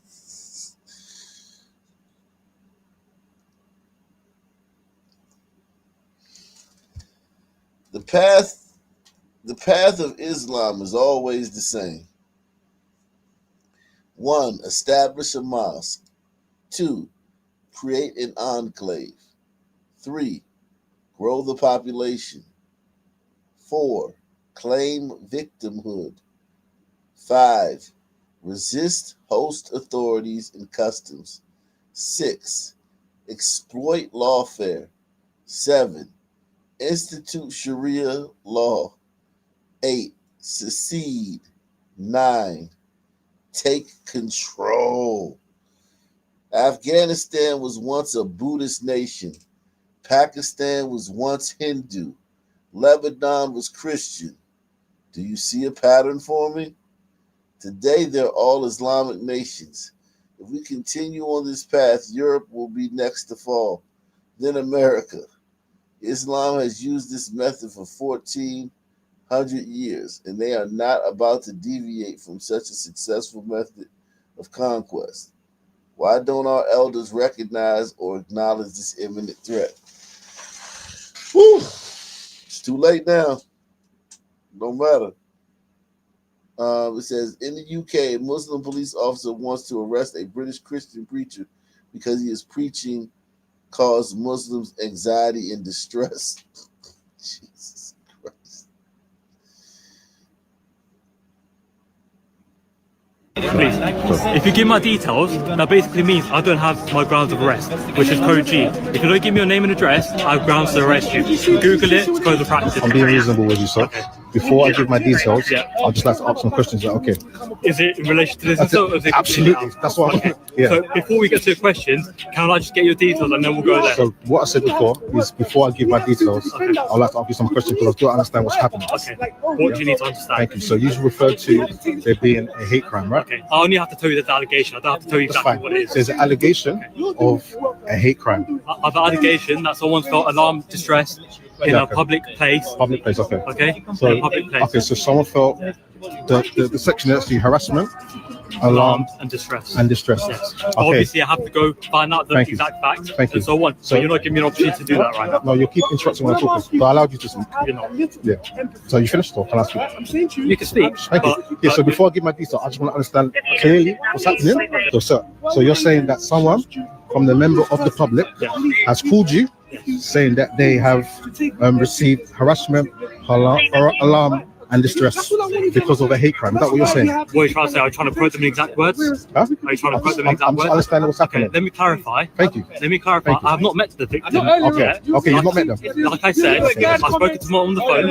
Okay, I don't have to disclose my investigation. I never said you did. I never said you did. I don't have to disclose the full allegation. I never said you did, sir. Right now, I still need to establish the full facts of offences. That's right. I just want to know for myself. Right now, there's an allegation. Based on the current allegation, I'm telling you, I am going to go do my investigation. Thank you. I'm going to ask one more time. Are you going to give your name? I am going to give you my details. Do you have ID with you as well? I'm going to give you my details. Thank you. Now, sir, what I'm trying to understand before I give my details is that, like I was saying, so someone called you reporting harassment, alarm, and it's just. So let's clarify. Someone's called us. Okay, wait. People call us because they obviously have a reason to call us. So wait. So I am going to.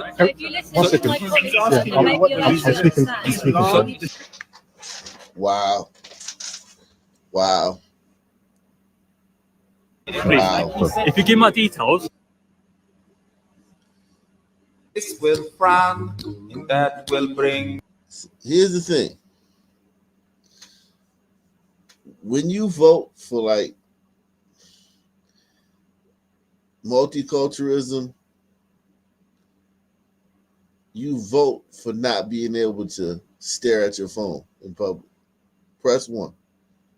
Multiculturalism means when you cast that ballot for anything dealing with multiculturalism or immigration, you also are voting for not being able to stare at your phone in public and not being able to walk down the streets with both earbuds in. You got to be situationally aware once you vote for. Once you bring in multiculturalism, you have to be situationally aware. Look at these people in Britain. This is in Britain on the train. Look at how. Because when you worry, your face will frown, and that will bring everybody down. So don't worry, be happy. Don't worry, be happy now. Because when you worry, your face. That's an Arab. That's a desert demon, man. He over there just socking women, man.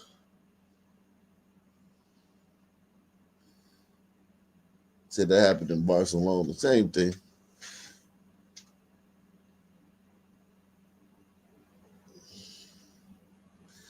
UK police arrest 12,000 people a year, about 33 a day for social media posts.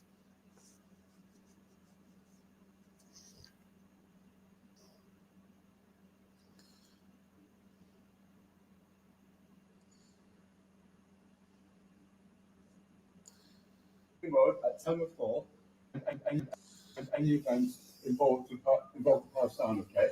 The reasons why we did this is on the 17th of the 10th of 2023 on Bethel Green Road at 10:04.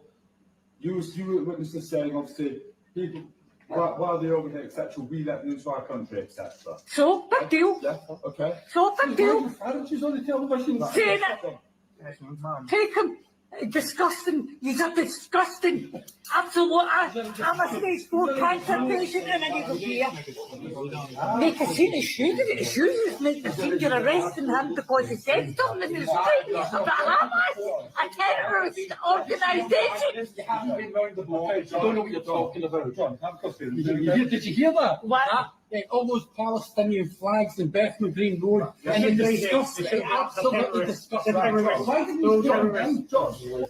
Let's have it very, very clear. We have the freedom of speech. If we want to be against Palestine, we will be. If that's a problem, that's your problem. Yeah, I know. This is your freedom. Oh man.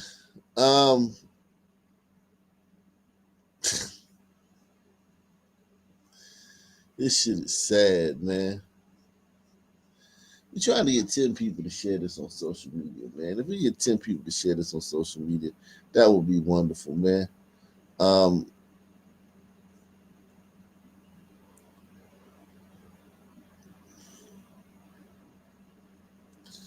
Jeez.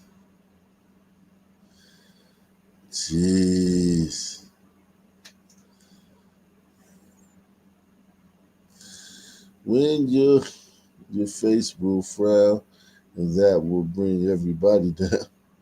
Don't worry. Be happy.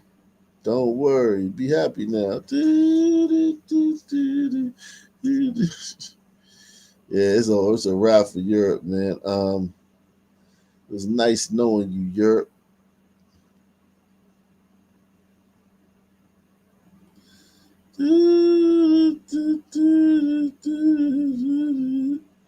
Don't you worry. Be happy. Don't worry. Be happy, man.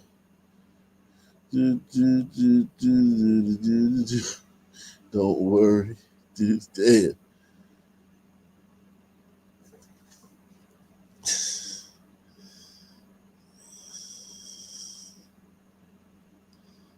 Welcome to the Prime Analyzer channel. This is what you can expect from this channel. An analysis of videos. That's correct. This is not a reactionary channel. You can expect great commentary. And last but not least, an education. Now it's time to analyze this video. Rapper Jim Jones. No, I have no idea. Anyways, I guess he was fine, but there was a passenger in row 4. I don't know who it is. Later, so who it is. They went at it. Like physically or verbal? They know verbal for sure. They're not sure if it's physical. Okay. So as soon as we landed, there's a whole bunch of commotion going on, and I had so much going on close to here. There was a rapper named Jim Jones sitting in 5 Bravo. I don't know if the people in front of him either touched his bag or touched him, but all I could hear was like, "Don't touch me, don't touch me." I think that was Jim Jones saying that. And then they just kept going back and forth, back and forth. I didn't hear any like negative or like cussing words come out of their mouth, but it was just a whole lot, and other passengers started getting involved, kind of just like going, "Hey, chill out," you know. Why don't we complain? Sorry? Why don't we start declaiming? Okay. Because they're in first class. We'll be out pretty quick. Okay. And then we'll talk to him and then see who he'll tell us who the other person is, I'm sure. Yeah. Whenever you want to make sure you're going to take everybody off the plane or just that? We're going to start, they're in first class, so they're going to be the first class. Okay. Just let us know who it is. Yeah. Oh. I was going to say, I don't know what. Yeah. How you doing, sir? All good. Official result. They're going to talk to you really quick. Yeah. Yeah. Go ahead, speak away. Well, we don't exactly know what happened. There's a minor discussion about people jumping in front of somebody and somebody cut in front of somebody else. It's all good. It's all good. He put his hands in. Okay. Do you want to talk? I'm on here. Okay, that's fine. It's good. It's all good. You know what this was, then? Okay. It's classic. Dramatic, like, minutes. Guys, stop fighting!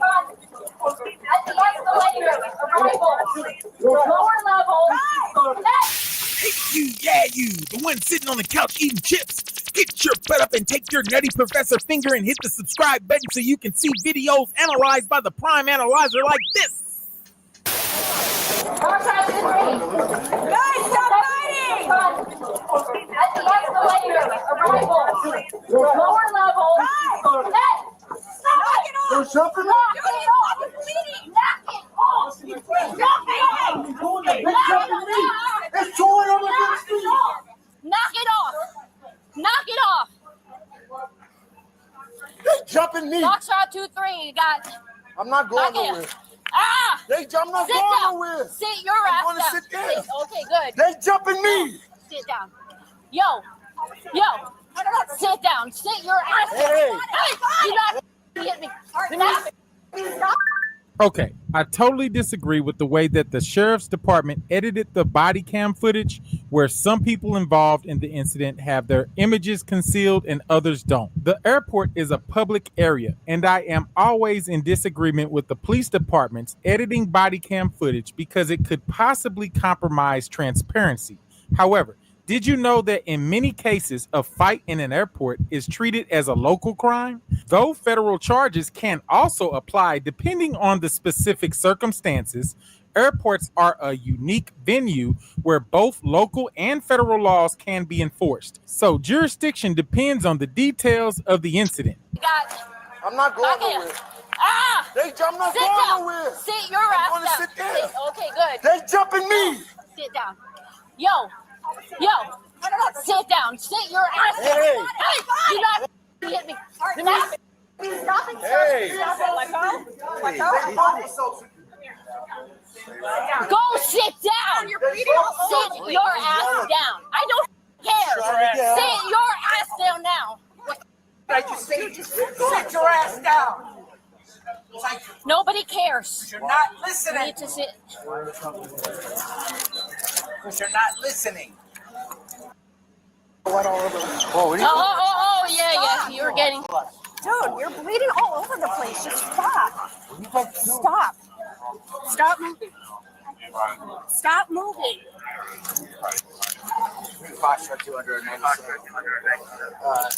Have a seat. Mind if I stand? No, you I was need to sitting sit for down. 3 hours. Sir, either you get in that seat or I'll put you in that seat. I just told them. Try it. On a plane. I didn't say nothing. Yeah. They just tried to get on the shit. I had to protect myself. Yes, Period. that we just went to, and it was supposed to be dispersed, and then it's not. Excuse me. Are you okay? He doesn't know yet. Are you okay? My left leg is killing me. We're gonna get an ambulance for you. The other guy got up and put his hands on me. So don't touch me. Also.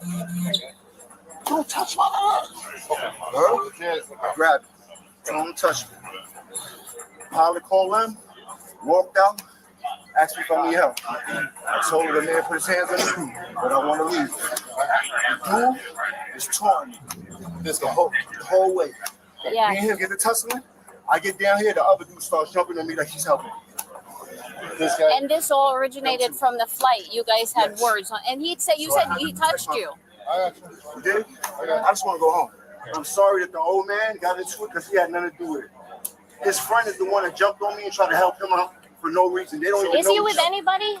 I don't know who he's with. He was on my flight. At some point, gentlemen, what happens as he's talking to him? He's talking. He's talking. I walk to the escalator. I get on the escalator. He's still talking shit. He does a fake fish move and punch me. I grab him. Now we got to go for it. Okay. I'm tumbling down the escalator. He comes out of nowhere. He don't even know him. Jumps on top of me. I can't take no more of this, man.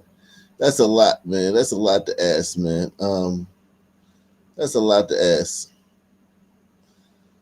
That's a lot to ask, man. That's a lot to ask, man, to watch the whole thing like that, man. That's a lot, man. Let's see this one. New at 5:30, scary surveillance video shows the moments a 14-year-old boy is shot in Hickory Hill. Hi there. Thanks for being with us tonight. I'm Shay Arthur. That shooting happened early last Friday morning in the parking lot of a gas station off Kirby Parkway. WREG's Harrison Klopp is live tonight with the latest information about who police are looking for. Harrison, what have you learned? Shay, good evening. That 14-year-old is still recovering in the hospital after being shot at the gas station behind me.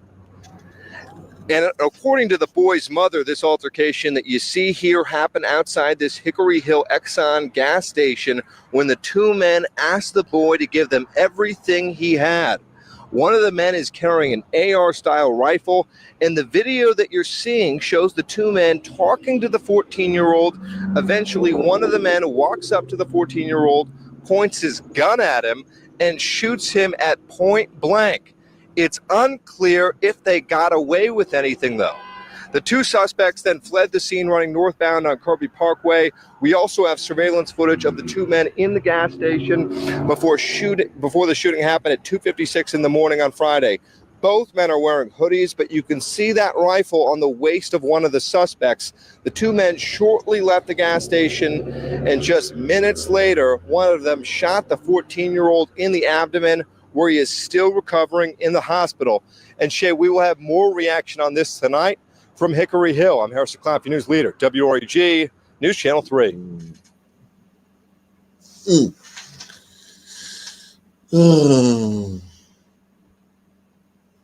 She was a sweetheart. girl. Friends, family members, and community leaders gathered on a corner in East Elmhurst Saturday evening to remember Dashana Donovan.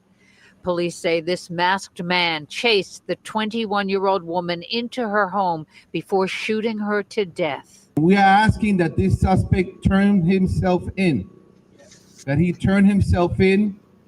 if he needs help doing that, or even if he needs an attorney or wants to speak to us before he turns us in because he has any concerns or fears, this community will also provide that. This person was 21 years old. Think of that. Not even a quarter of her life was gone. The shooting happened September 12th, just before 9:30 p.m., after the young woman had just gotten off work at McDonald's. Friends say she was sitting outside the home where she lived with her aunt, talking on the phone with a friend before she was killed. Family friends are still trying to figure out who did this. They're always going to assume that it's a boyfriend or an ex-boyfriend. Under these circumstances, I do feel that it was a stranger that was stalking her, waiting in the lurk. I feel that she was a pretty girl, and you know, when you're young and you work in these fast food places, especially places like McDonald's and Burger King, you know, and you smile at people, they misinterpret that. Family friends said Donovan had just moved back to Queens 3 months ago after living with her father in South Carolina for a year. The first two surveillance photos released by police show the suspect's face partially hidden by a black ski mask, but this newly released photo shows the suspect's face more clearly. Community leaders and the police are begging for the public to help them in tracking down the killer of 21-year-old Dashana Donovan. Damn.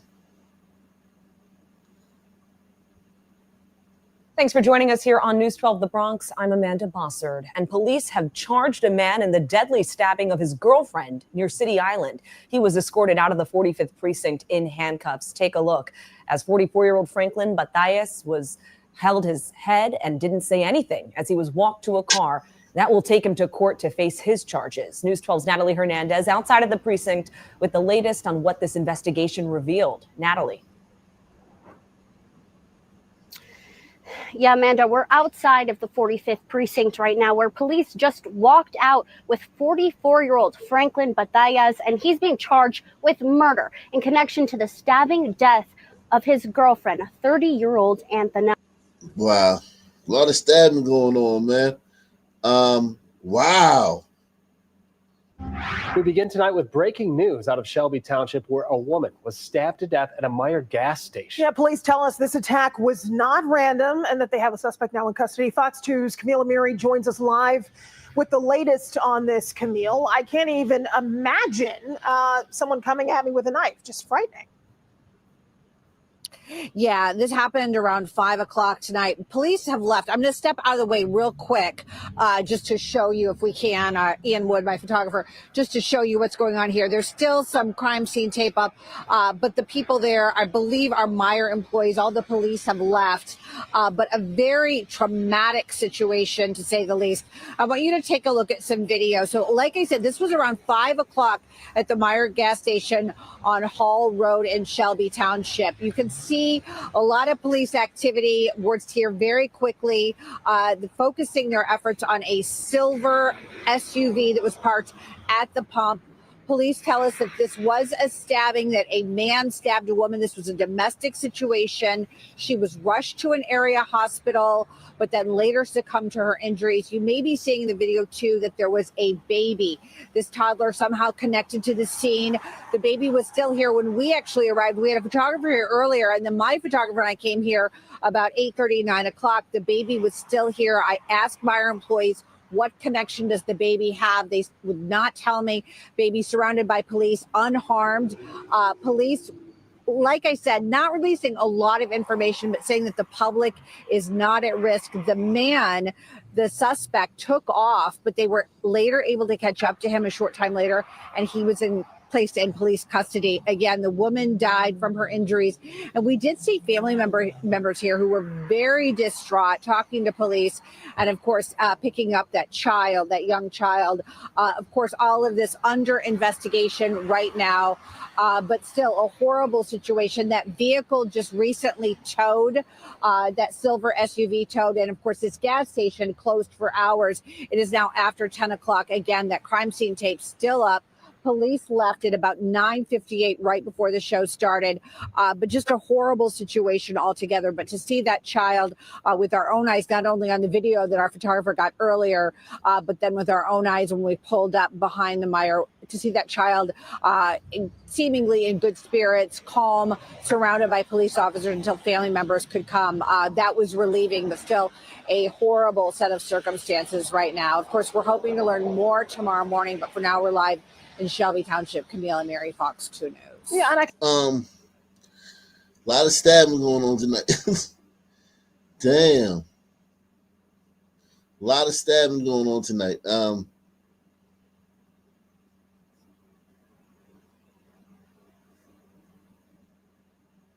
Huntersville man accused of assaulting 4 people.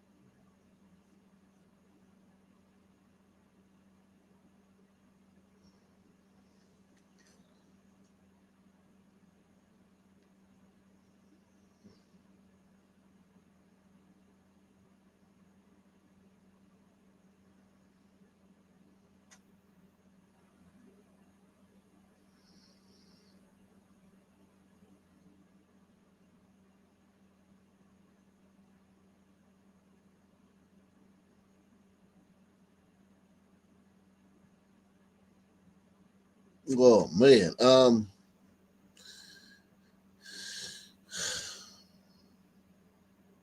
Let me drop the link, man. Let me let y'all come up here, man, and see if anybody got anything to say, man. NTF says is there memberships on everything's same on the new channel, man. Everything's available. I gotta mod people up. But I want y'all to go over there first, subscribe first. I gotta make you a mod over there, but I'm just trying right now. This is the beginning stage. I'm trying to get everybody to subscribe to Black Colombo channel. I'm trying to get everybody to subscribe to the Black Colombo channel. All the Op Nation people, subscribe to the Black Colombo channel. Let me drop the link, man.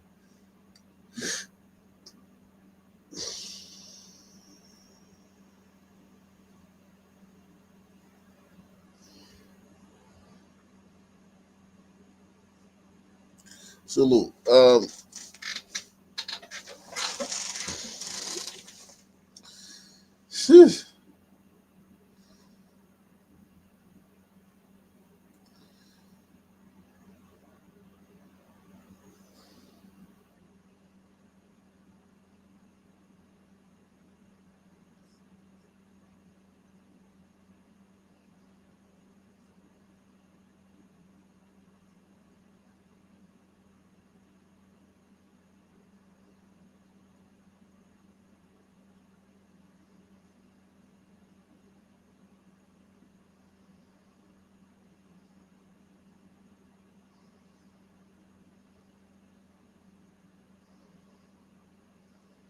One person is dead tonight, 2 others injured after a shooting on Columbus's east side near Crum Park. NBC4's Samantha Bender spent the day on scene talking with police and neighbors. She joins us live now from Columbus Police Headquarters with the latest. Sam?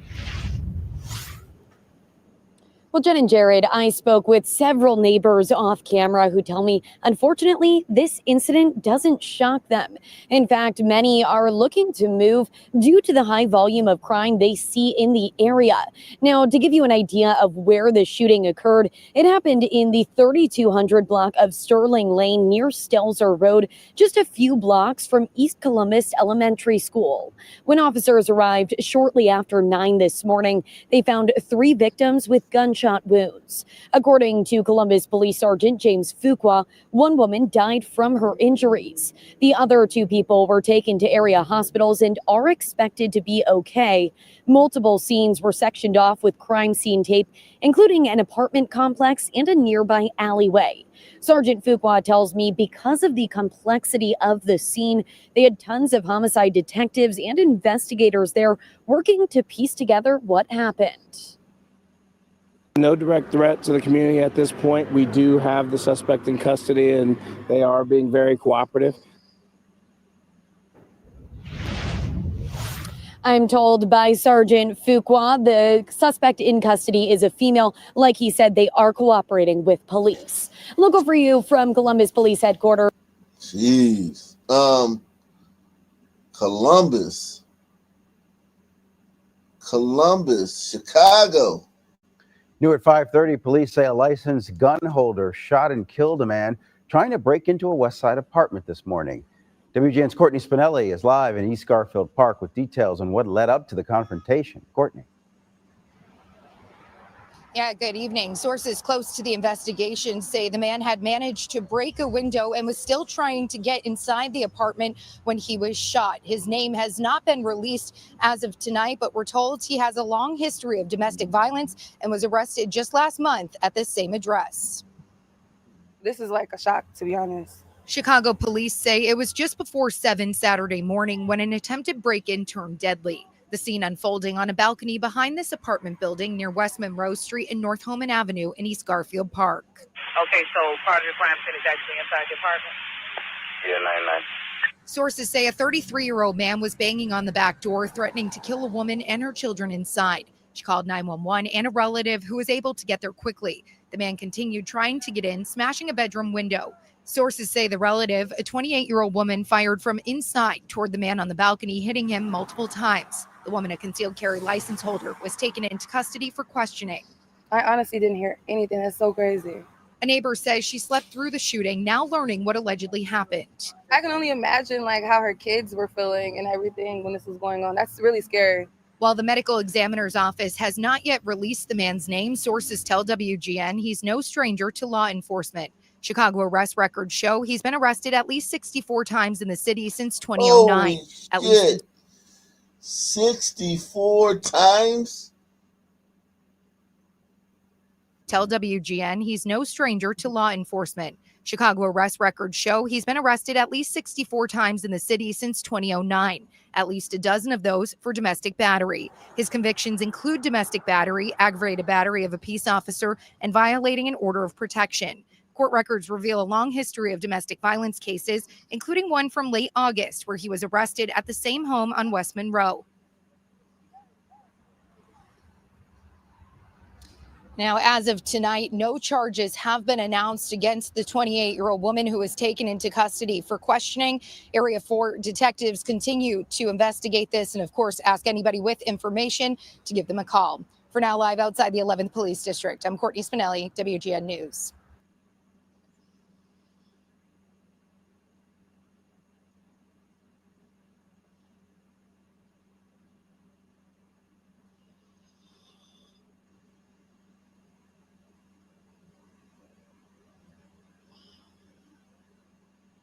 Wow. That is absolutely insane. Now to another developing story in Milwaukee. Police say 6 children were found living. What the fuck? Why is this? Oh,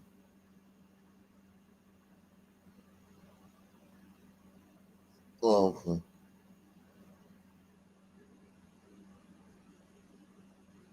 Milwaukee police say 6 children were found living inside of a storage unit in the city. Yeah, now their parents are facing multiple felony counts of child neglect.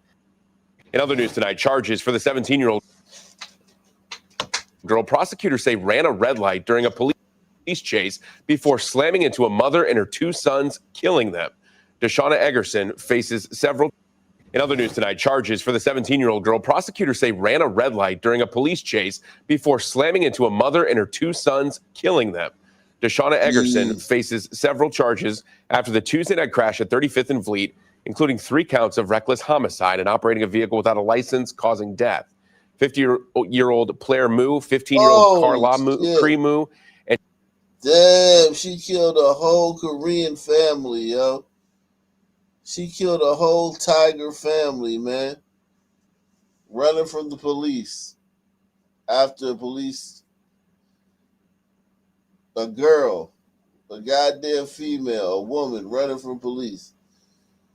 Killed the whole family.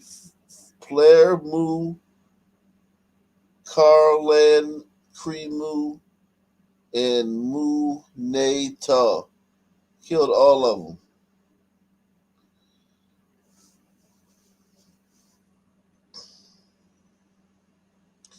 Yo, listen, this is why every society enslaved blacks. Blacks were slaves everywhere. Blacks were slaves everywhere because when blacks don't have something to do, man, you gotta give blacks activities, man. Now, I'm not saying bring slavery back, but there need to be something to give blacks something to do, man. Because when they don't have nothing to do, man, this is sad. She killed this whole Asian family, man.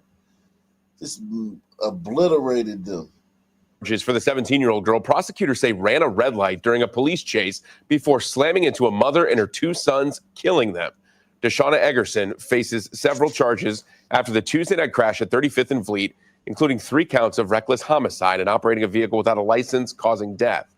50-year-old Claire Moo, 15-year-old Carla Moo, and 21-year-old Moonay Ta all died, all family members. Investigators originally thought 19-year-old Trayvon Lawston was driving that stolen vehicle that police were chasing. Now, prosecutors say Eggerson admitted to driving the car when it crashed, saying she was... Jeez. Now, these motherfuckers are going to live forever. These 2 motherfuckers are going to live forever.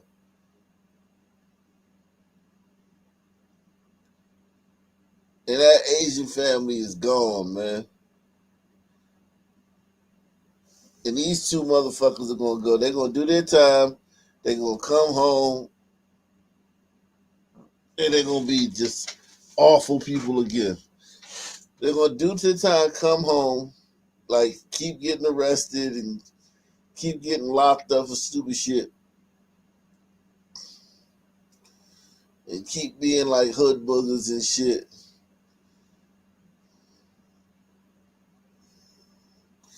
Salute to everybody. We're trying to get 10 people to share this stream, man. This shit is sad, man. This shit is sad, yo. I'm not even gonna lie to you, man. This shit is fucking sad. Look at these niggas, man. Look at these niggas, man. Held at gunpoint. 12 News' TJ Dysart reports tonight. Admitted to driving the car when it crashed, saying she was held at gunpoint. 12 News' TJ Dysart reports tonight. That other suspect in this case, 19-year-old Trayvon Lawston, made his first court appearance this weekend. His bond was set at $50,000. Eggerson has yet to make her first court appearance. $50,000 that nigga gets to go home. Not even $50,000, $5,000. He gets to go home. This is why I'm glad Trump is looking into that no cash bail, man. No, these niggas don't need to go home. These niggas need to sit in the cell until their court date, until their trial starts. We're gonna send these niggas home for $5,000. Was held at gunpoint. 12 News' TJ Dysart reports tonight. That other suspect in this case, 19-year-old Trayvon Lawston, made his first court appearance this weekend. His bond was set at $50,000. Eggerson has yet to make her first court appearance. This is video moments before that deadly crash, killing 3 innocent family members at 35th and Valide.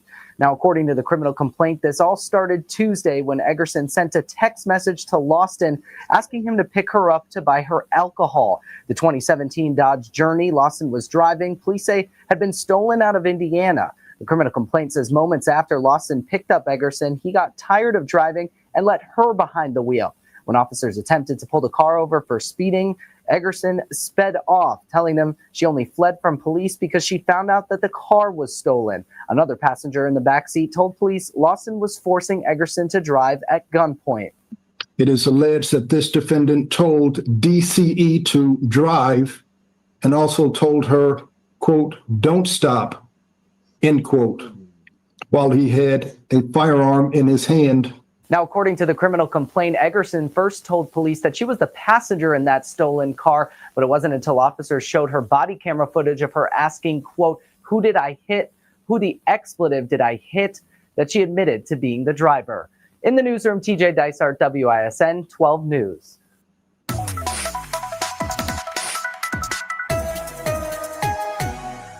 Wow. A tragedy in northwest Bexar County has left a neighborhood shaken. 2 young children were found dead yesterday. Now their mother is behind bars. She told authorities she discovered them inside a hot car, but deputies say her story doesn't add up. KENS 5's Mike Jimenez spoke with neighbors who are still trying to make sense of the devastating loss. Neighbors I spoke with both on and off camera all shared the same sentiment. They are calling this a tragedy. Oh my God, I was devastated, distraught, disturbed. Juliana Enau lives just doors away from a home where deputies say 6-year-old Savani Stevenson and his sister 3-year-old Miyani Islar were pronounced dead. It made me sick to my stomach, just thinking that something like so tragic could happen. We were yards away from those babies having their final moments. Deputies say their mother, 28-year-old Tiana Islar, told them she found the children inside her car Saturday afternoon around 3:30 and brought them inside before calling for help. Islar claims she last saw them at 10 a.m. before she fell asleep. During a press conference Saturday, Sheriff Javier Salazar said Islar was the only one home with the children. Just something's not adding up with this case. We asked Salazar to explain why, but for now, those details are not being released. I don't know how you can take such a long nap during the day. It's very suspicious. As a mom myself, I don't see how that could ever happen. Saturday night, deputies announced Islar's arrest on charges of injury to a child, single bodily injury death. Now a growing memorial sits in front of the home.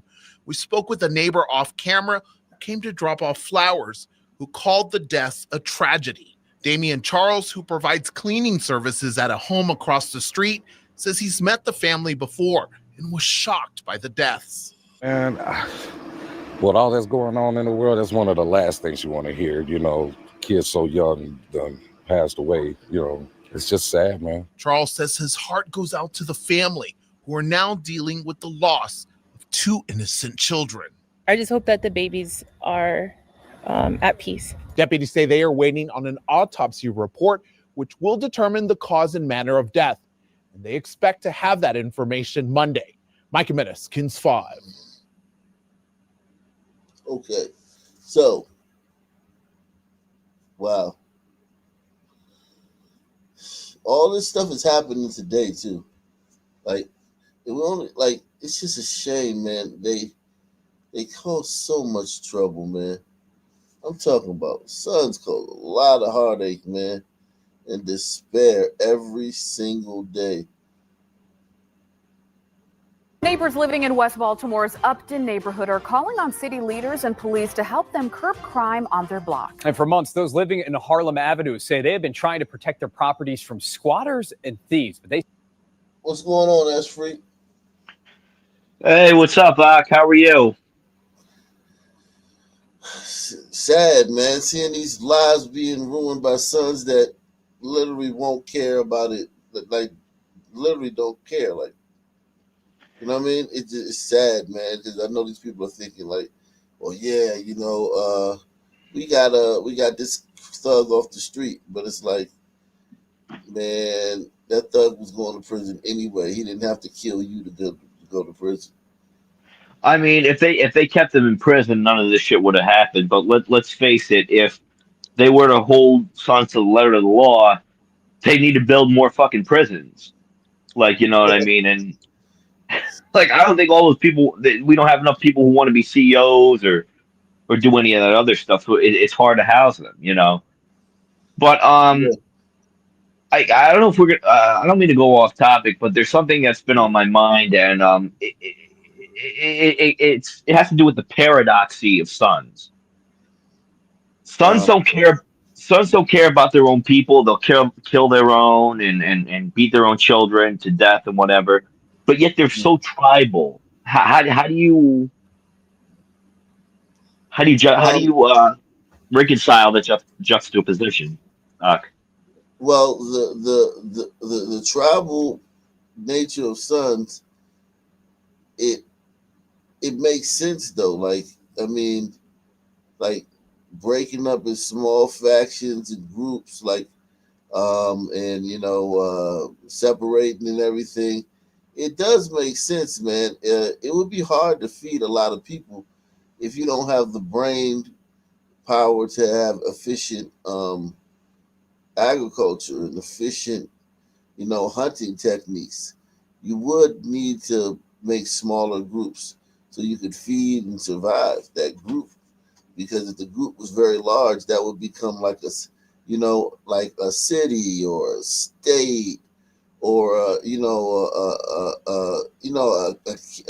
principality, which if you think about it, it makes sense that sons never created governments, things that needed to be governed, because we're terrible at governing things. So why would we create something big enough that needed to be governed? We would create small groups that need just a chief to say, "Hey, you stole his chicken. Okay, we're gonna cut this guy's head off." But nothing that needed to be governed, where you need person to represent this part, represent that part, and all we back to the leader. Those are bigger groups. The bigger the groups, the more governing you have to do. Do you agree with that? yeah, I definitely do. That makes sense. But yet, like the Suns see themselves as a larger tribe, like as a whole. Like they always say, "Oh, this is an attack on black people," or whenever they see a Sun man getting jumped by a glider, they'll immediately jump in. But you know damn well if that Sun was getting jumped by other Suns, they'd pull out their phones and fucking laugh. Well, That's what I'm here's the saying. thing too. Here's That, the that thing. that's a contradiction within the Sun nature. Here's the thing. Everyone, all the groups, the Arabs, the Latinos, all the groups do that. I think also that's a product of a multicultural society. Like, because every other multicultural society in the history of the world was slavery. It was just some people took some people from somebody else and made them slaves. That was multicultural society. This multicultural society that whites have created is everyone's free and everyone has the same rights as the gliders. So the gliders have given the same exact rights to everyone else that they brought in. And it's like, this is the first time this has ever really happened, especially in a first world country. So people are adjusting to it, and the gliders DNA is showing y'all are individuals. Y'all believe in individuality, and you know what I mean. And the other groups believe in tribalism because, I mean, DNA. I think you guys are suffering because I think you guys need to become more tribal. I think Absolutely. You know, but it's not in your but nature. I mean, but that's kind of weird because gliders evolved in colder climates where we had to come together as a group to survive, but yet we're individualistic. Suns could be individualistic or work in smaller groups, but when they're in a glider society, they're like a monolith. No, I You think know, gliders can work together. I think gliders can work together, and I do believe that gliders can do tribalism. But one thing about gliders is that they're they're not exclusionary, right? Like, so I think gliders are tribal, but they'll let other people, like, they'll make cool shit and cool inventions and let other people benefit from it. Um, I don't think that I think that that's the difference. You guys are tribal. You have like bunch of countries, a bunch of tribes over there in Europe, but you guys will allow people in, and that's the death blow of y'all. That's literally how every glider empire has crumbled. Rome. I think it. Yeah, I'm definitely Rome, and well, this isn't the first time it's happened with the USA. It's happened in Rome before, and that's exactly how it collapsed. It happened in the Acadians, the Sumerians. Those are white people. Yeah, also Hungarian Empire too in the early 20th century. Yeah, like and they were all Yugoslavia too. Like it happens, but like it's just Look at yeah. Australia. That's an empire. Australia's an empire. I mean, if you think about it, the whites went down there, settled, made a great country. Australia is an empire. I mean, it's just a big country that had white people. It became a homogenous white country. Of course, the native population, but those people were like, they were on reservations and whatnot. But the native population in Australia, it amounted to a empire, and they gave everything up in Australia. Like we did you see the other day we went to Australia? Yeah, I heard they've been having similar issues everywhere else, and this is kind of this kind of points to them calling the Great Replacement a conspiracy theory. I mean, it is a conspiracy, but it's not a theory. It's a conspiracy fact. I mean, it's happening only in majority glider countries. Why is no other country being targeted this way? Why is this not happening in other countries? Why is it not happening in the Middle East or in East Asia? Link is emerging between two machete crimes in Melbourne's northern suburbs. You guys are weak on crime. You guys start off tough on crime, and then one thing about gliders is they don't like being called names. They have empathy, and they have you kind of neurotic, right? So gliders have guilt and regret, right? So name calling affects you guys because you have guilt and regret and empathy and your altruism. So name calling, if someone calls you a name, you will internalize it because you'll be like, wait a second, I'm not that. Whereas the other groups, as long as it's talking about like another group, they don't care. Like blacks don't care when they're called racist. They'll even just say we can't be racist. You know what I'm saying? Whites, when they're called racist, they feel like, hey man, no, I'm not that. Listen, I actually am not racist. I'm not. And they'll try to prove that they're not racist. And that's how you end up getting tricked that, you're being hard on crime is racist, and then that this is racist, that is racist, all these things are racist, and then you lax on those things, and then slowly you lose your country. A shock link is emerging between two machete crimes in Melbourne's northern suburbs. The opposition leader has questioned whether one of the teens charged over the Cobblebank murders was also involved in a wild shopping centre attack just months earlier. The Premier slipped back into Melbourne this morning, avoiding media after 5 days in China.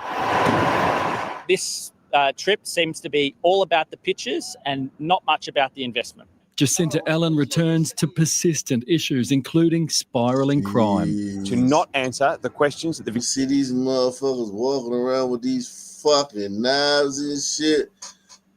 These big ass knives. This is horrifying. Including spiralling crime. to not answer the questions that the Victorian community want answered. That is a sign of a failed leadership. New questions about the alleged murder of a 12 and 15-year-old boy in Cobblebank 2 weeks ago. 7 males charged yesterday. We're hearing a person in this group has been involved in the machete attack at Northland Shopping Centre. That was in May, but his punishment from a magistrate didn't include jail, despite pleas from prosecutors. Court documents have now revealed the names of the 3 adults charged over the Cobblebank deaths: Prince Conte, Peter, Addo and Abel Sauzer. The law forbids naming the 4 charged males under 18. To see that a person who was involved in a machete attack in Northland Shopping Centre still on the streets would send shivers down most people's spines, but would send fear through that family who have lost their loved ones. But the opposition leader won't be able to ask Jacinta Allen himself for another 24 days. That's how long until they're face-to-face again for question time in State Parliament. Paul Dowsley, 7 News.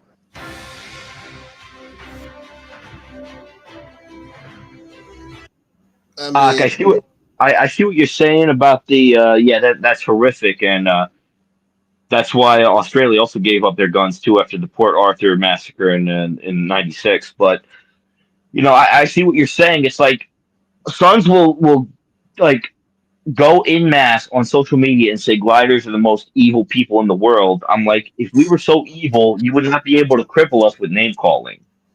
And that's what I'm trying to say. It's like, well, no, we're just being. That's what I'm saying. You're doing it actually right now. Press 1.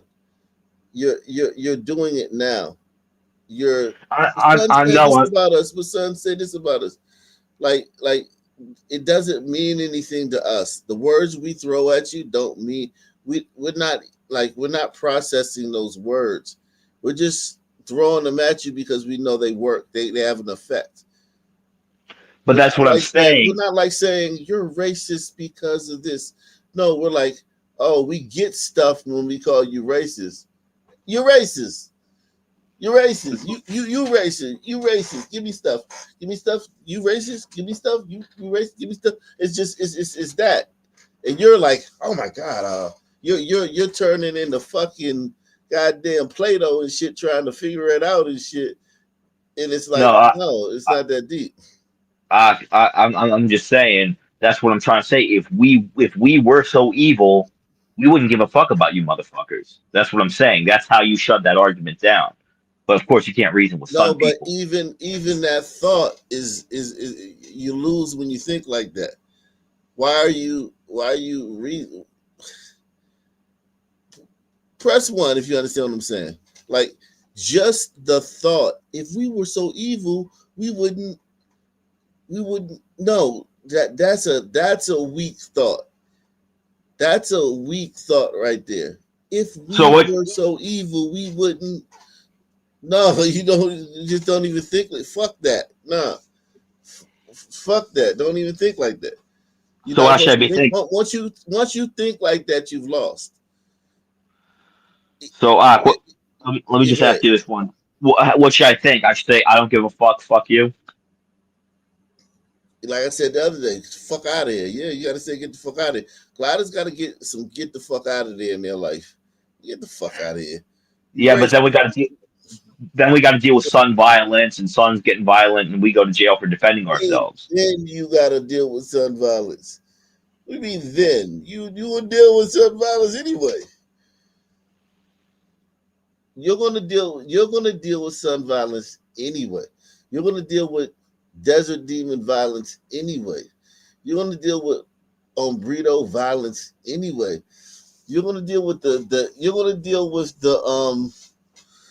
the base nature of any group that you import. Like, so any group, Indians, Arabs, Umbritos, they all, because of their different natures than gliders, they respond to this in a different way. So Umbritos respond to the glider society, the freedom and the what's it called? The possibilities or the upward mobility of glider societies. Umbritos respond to that by, coming over here, buying houses, working, building up houses, and creating families and whatnot, and that's the good. But then their vices are they're on glider roads, recklessly driving the wrong way on highways, drunk. They're always drunk riding on glider roads when glider rules say, hey, you can't drink and drive. But on Umbritos, they just don't care because they don't respect the glider law. So they'll just drink and drive on the glider road and kill gliders and other people all the time. And when you have the sons, they'll commit violent crime. We're mischievous. We'll steal, we'll kill, we'll form gangs and stuff. We flout all of your rules. And the only way you guys gonna keep orders with a firm hand. But we trick you that the firm hand is because you're racist. You're laying down that firm hand because you're racist. Gliders could fix all of this shit in a week. Just like Donald Trump showed you. Like Donald Trump is literally showing that all glider problems could be fixed in a week. Now, he's not even doing it barbarically. He's doing it within the framework of the Constitution and what he's allowed to do. But if a glider just was like, look, we're suspending this shit, martial law, we're rounding up all the hombres, we're sending them back, we're getting all the black criminals off the street. I mean, all of them. Not like caring about how many blacks are in prison. Not like trying to be like, oh, there needs to be an alternative diversion. No, locking up every black criminal to the letter of the law, getting every hombrito out to the letter of the law, the Indians, H-1B visas to the letter of the law. You can do that in a week. Just brute force, round them up, ship them out. And all your problems will be done. But gliders, one, they complicate things by making their society and their laws, very complex and a lot of loopholes, and they allow people to call them racist and browbeat them. When you care about being called something, people who are baser than you and more shrewd than you will just call you that thing, especially if they're rewarded for it. Like if I'm like think about it, man. Guys like pussy, right? So what do? They do the things that girls like. They say the things that girls like. They treat girls the way that they think will get them the pussy. Sons and sandmen love power in glider societies. So we do the things that'll give it to us. And the thing that will give it to us is you're racist. No, I'm not. Yes, you are. No, I'm not. All right, prove it. Okay. What do you want? We want all our criminals to not go to jail. Well, some of them got to go to jail. All right, the ones that do these crimes, that don't send them to jail. All right, we won't send them to jail for that. Or if we'll give them like a bunch of chances before you send them to jail. How about that? All right, that's cool, but you're still racist. Damn. So it's like you did all that, and now you're still racist. And then we push you back. We push the line back, and then you're still racist. And then, all right, well, how about this? We want to go to your best schools, your finest schools. All right, well, how about this? We make it easier for you guys to get into schools. Okay, great. You're still racist. But wait a second, we let you guys get, yeah, but you're still racist. Okay. How about this? How about we make it so that, like,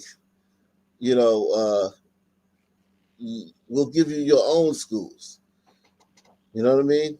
Your own schools that y'all can go to, and we'll make it, even though they're shitty schools, we'll act like that graduating from that school is the same as graduating from one of our schools. We'll build them and we'll give them to you, and all you got to do is maintain them. Okay, thanks. You're still racist. There's never going to be a time where you're not going to be racist. You're always going to be racist because it's a reflex. You know what I mean? It's like a hunt. It's like a bear. When a bear sees something dark or a lion sees something dark, it doesn't say, "Oh man, I already ate." You know what I mean? Or, "Oh man, I've killed enough deer this week." It instinctually sees something run and it chases it. Yeah, I understand. I understand what you're saying, you know, and going off the Umbrito thing, like, you know, you say like they come in here, they build houses and like buy houses and they get jobs and shit. But when they become like that's only when they're a minority. But when they become a majority, they revert back to their, you know, Yeah, Umbrito instinct. exactly. And like, you And know, like, and Wicked will always make this argument. Like, you know, I love Wicked to death, but he talks too much and he says a whole bunch of bullshit. Wicked, if you see this, I still love you, bro.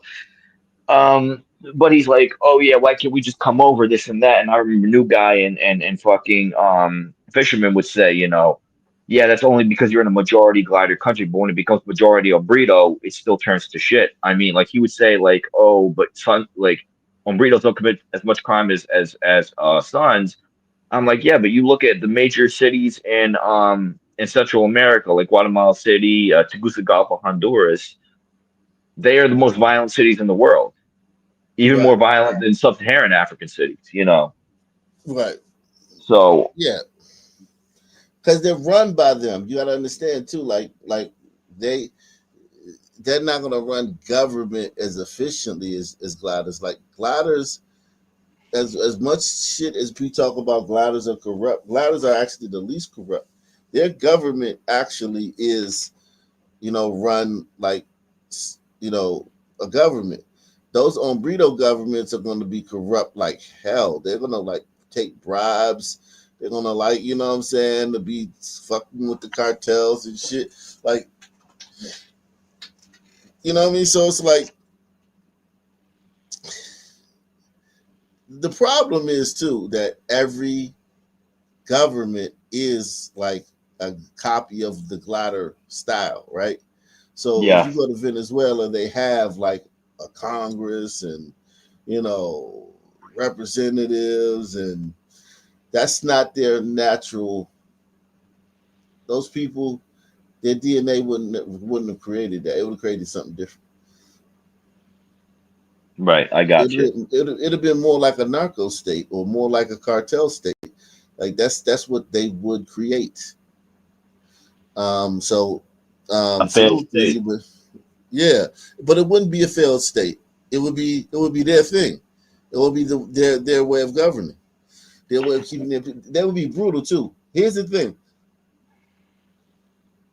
all people, all people besides gliders are way more brutal. Would be way more brutal to the people than gliders. Gliders are like a godsend, man. Because like if Umbritos had their way, man, in their government, where they had their ruler, their king, or their leaders would be fucking psychopaths, just like the black ones, just like the chiefs in Africa. Gliders actually make the quality of life so much better, man. I mean, they'll give you the death penalty and take 30 years to kill you. Think I about that. mean, Gliders will give you the death penalty, and it'll take 30 years to kill. And then when they kill you, they'll inject you with something that puts you to sleep. And while you're asleep, it stops you. It kills you. They kill you in the most. They take 30 years to kill you, and then when they kill you in the most humane way. Press one. one, but yeah, you know, like, yeah, I think the solution is we just don't give a fuck about what they have to say. But like the thing here is, if I were to engage in this kind of discussion with a Sun man on the street, more than likely he would get violent. Like, you know, what I mean, it's like Yeah, like definitely, so, definitely. you know, You got to understand the reason I'm not getting violent is because I've accepted that gliders are better at some things, and one of those things is governing, and one of those things is creating societies. I've accepted that. I've told you that some men are good at other things, and Arabs and Umbritos are good at some other things than gliders. But the average Sun man doesn't want to accept that gliders are better at certain things.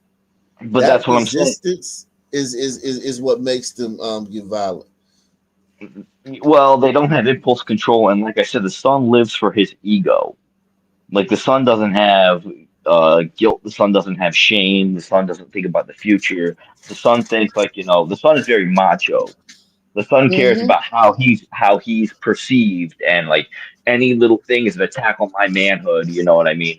Yeah, And that's you know what I mean. Like without a doubt. the ego drives the son. They would murder their own children for their ego. They would slap their mother and sell her down the river for her ego. They would blow up the entire planet with them still on it for the sake of their own ego.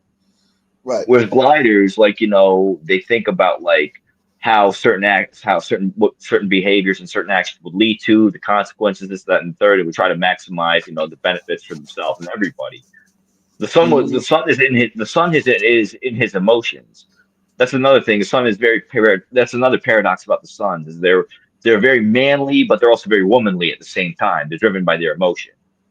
No, I think sons are the way they are supposed to be to deal with other sons, right? We weren't made to be in societies with other people. We were made to be in societies with other sons. So yeah, the aggression, the quick to act, the quick to you if you're in a place where there's nothing but sons and you're like reasoning and you know what I mean and looking at everything him and hawing, your seed would have never been passed on. Your gene would have never been passed on because you'd been killed. You'd have died. You know what I mean? In childhood, you know what I mean? You would have been killed by another little boy.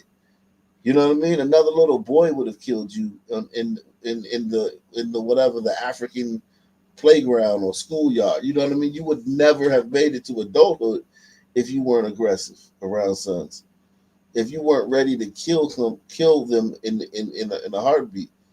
Um, so like a lot of son behavior is not necessarily evil.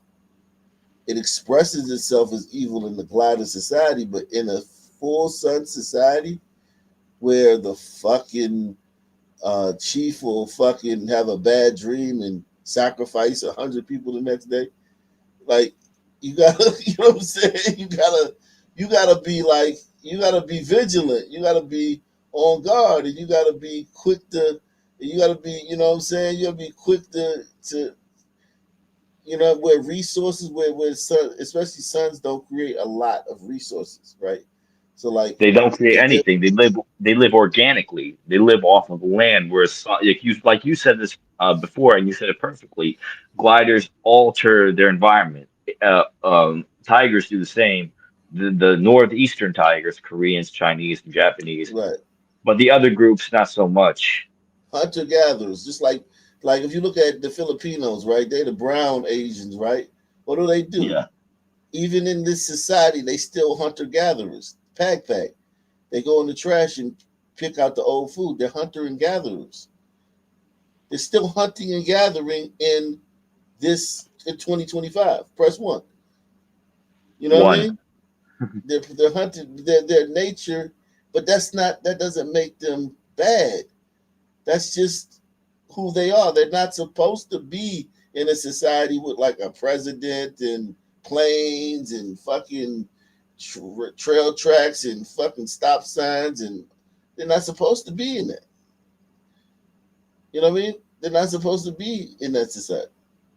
They would have never created that in a gazillion years.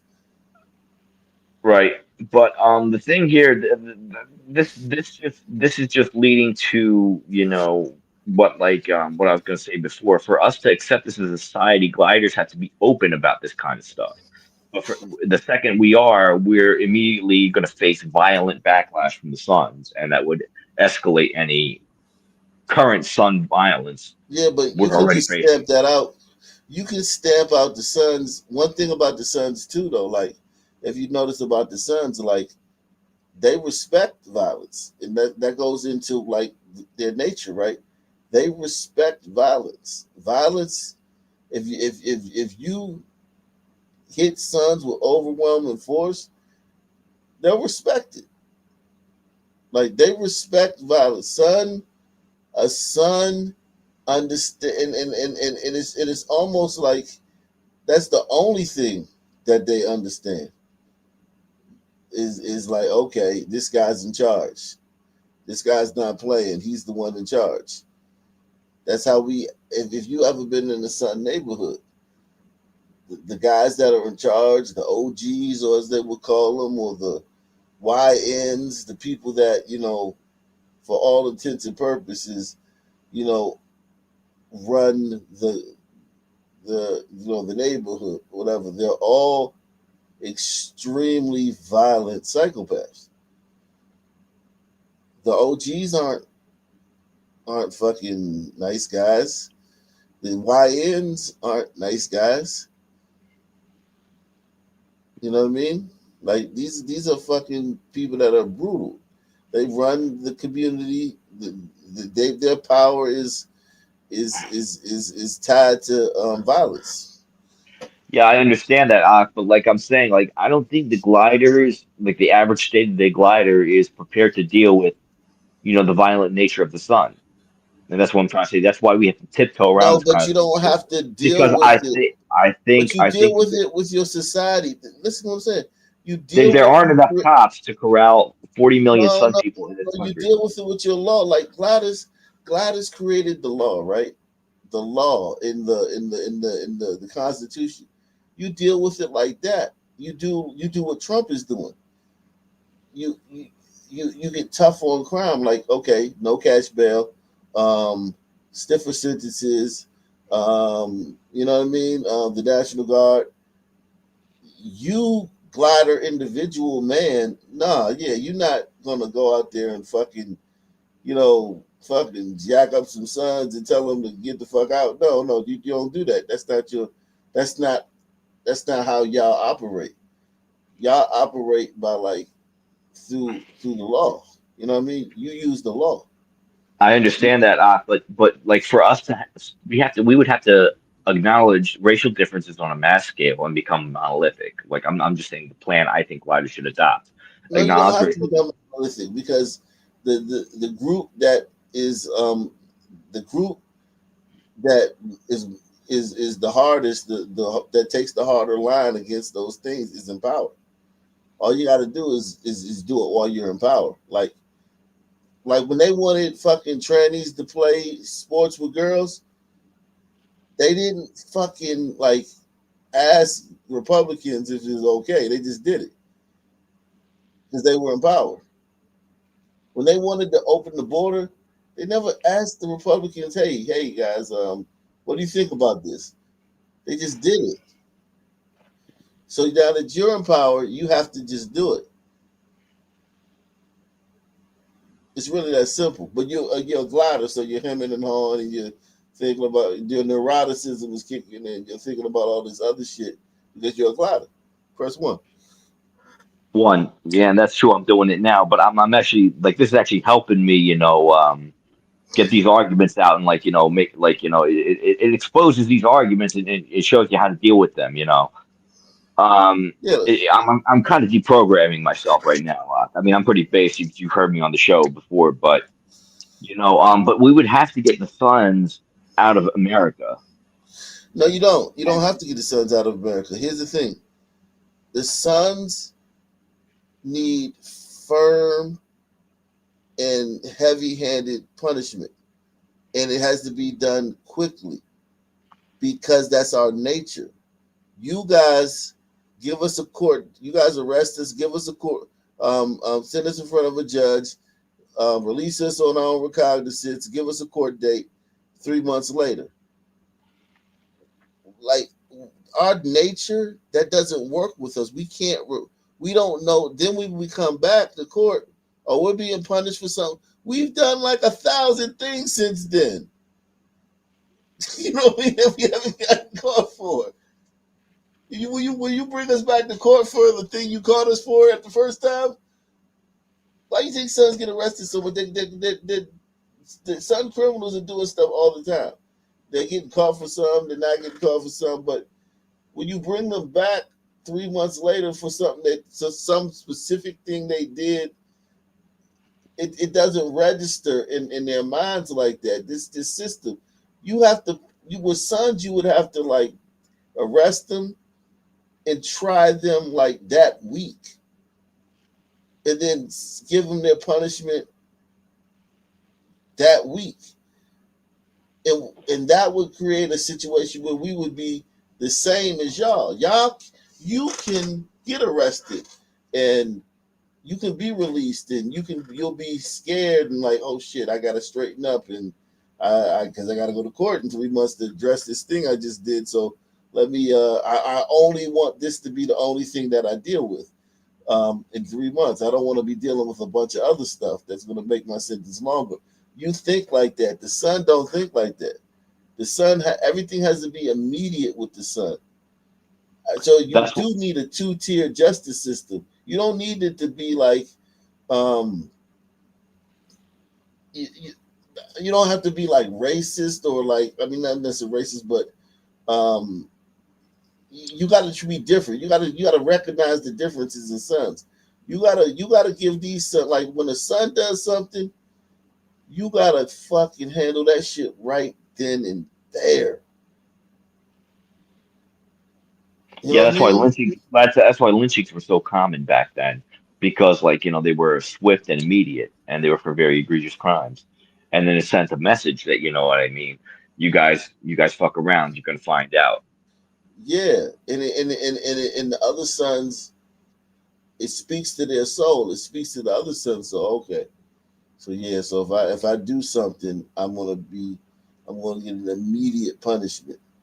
Whereas when other sons see, like I mean, like look at how like the juvenile system is like in the black community. Juveniles know they're not gonna get locked up, so juveniles just wild out and do anything they want because they know that the system is soft and juvenile. Whatever loophole is in the system, we're gonna take advantage of it. You gotta get rid of the loopholes. And I'm telling you, sons will be better. They'll be better because that form of punishment speaks to them. The sons will be better in that. Sons actually would thrive in that because it would tell them that it's their operating system. They would be we would be it's like we'd be in a groove. It's kind of like when you got like a wheel or something, and we were in the groove. We would be on the right track.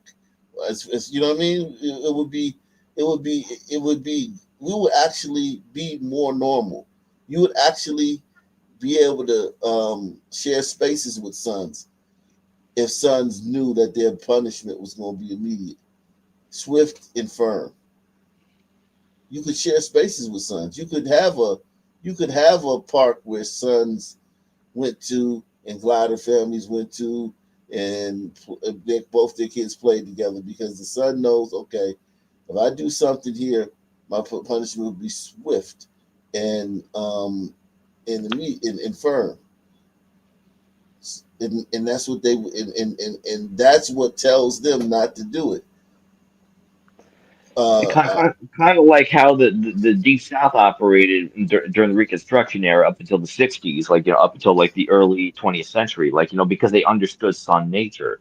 Like they were like, oh yeah, these white men, they're being so mean and evil to the sons. I'm like, no, they just knew how they operated and they acted accordingly.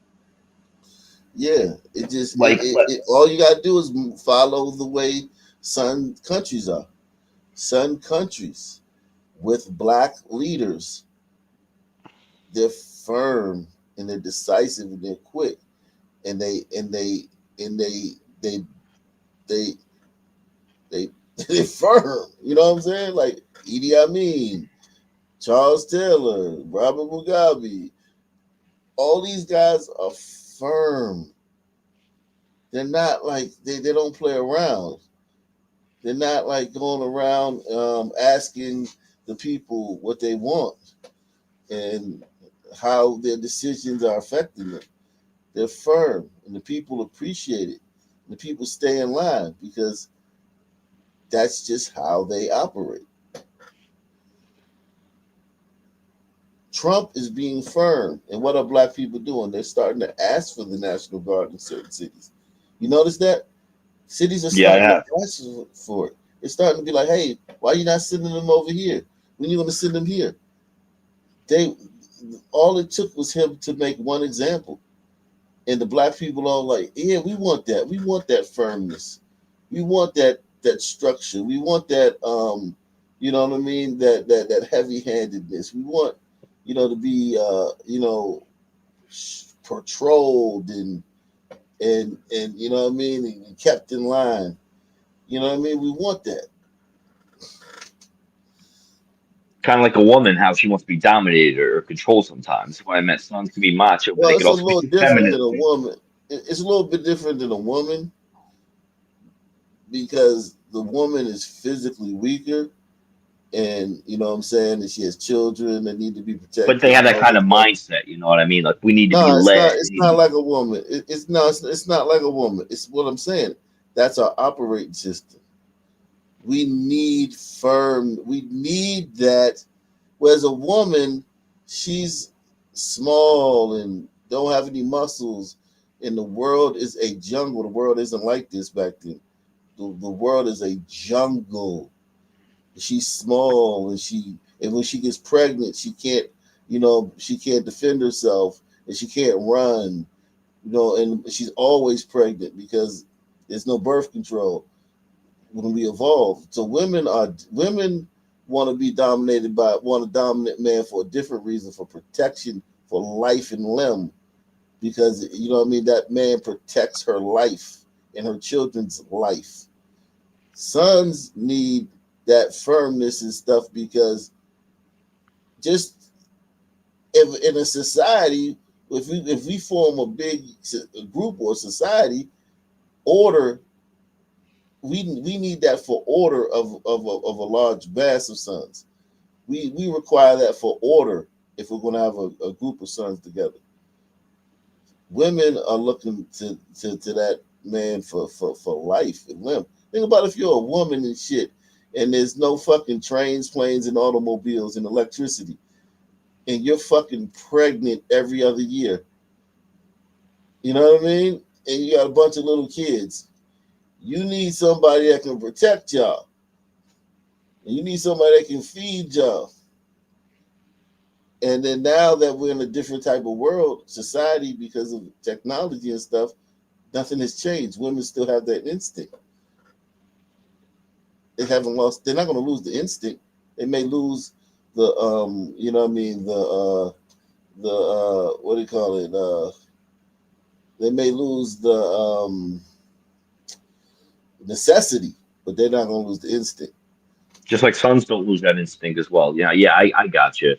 I got you. Yeah, just like that's what I'm saying. Like punishing gliders for defending themselves with deadly force, that would actually cause more problems because then it would encourage sons to commit more violence. Whereas if they knew that, hey, if I attack this glider, king or queen or Yeah, whatever, chances are I'm gonna get smoked. exactly, They would be more respectful. exactly. And y'all got this. Y'all got. There's nowhere else you can get this online. Press one. There's One. nobody. There's no other YouTuber that can explain it to you like this. Be honest. And I know. And then listen, I know you guys watch other YouTubers. There ain't no other YouTuber that can explain it to you like that because they don't want to admit that gliders are good at some stuff and gliders are better at some stuff. Once you can admit that, I'm not saying that's the only thing, because I'm Black Colombo and shit, so it's a myriad of things. But that's one thing that a lot of sons don't want to admit. They don't want to give gliders credit for anything.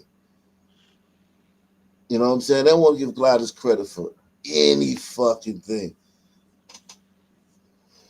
Gliders are good at society. Let them run the society. Let them do it. They're good at that. You niggas get to be in mayors and shit and fucking, councilmen. You fuck everything. All of y'all are getting. Why? Have you noticed how many son mayors and councilmen get indicted? You know what I mean? stealing That's happened. money and doesn't. It's like That's it's happened. like go ahead. That's happened a lot in Philadelphia. Like John Street, he was the mayor in Philadelphia in the 2000s. He was under FBI indictment investigation. Seth Williams, our DA, he was fucking convicted on some corruption charges. Like, you know what I mean? Philly is notorious for some corruption in politics. So I understand what you're saying. Like, you know, it's like that video we watched on Hizakia. They were in East St. Louis, and there was this one son man. He was like, "We need a white mayor." They even admit it. Yeah, If yeah. I you remember that video? He was like, "We need a white That mayor." was an old video. Yeah, old video from like the 80s. Yeah, yeah. I mean, because gliders have more integrity in that system because that system is born from their collective mind. The way they think, they're gonna have more integrity with it. They're gonna be truer to it than whereas the son is looking for a way to steal or the way to get something for himself out of it, which is why they always get in trouble because they see it as a way to enrich themselves instead of to just govern. You know what I mean? They see it as a way to enrich themselves, and they always want to do that because that's just the way they are. It's not nothing that you can do to change.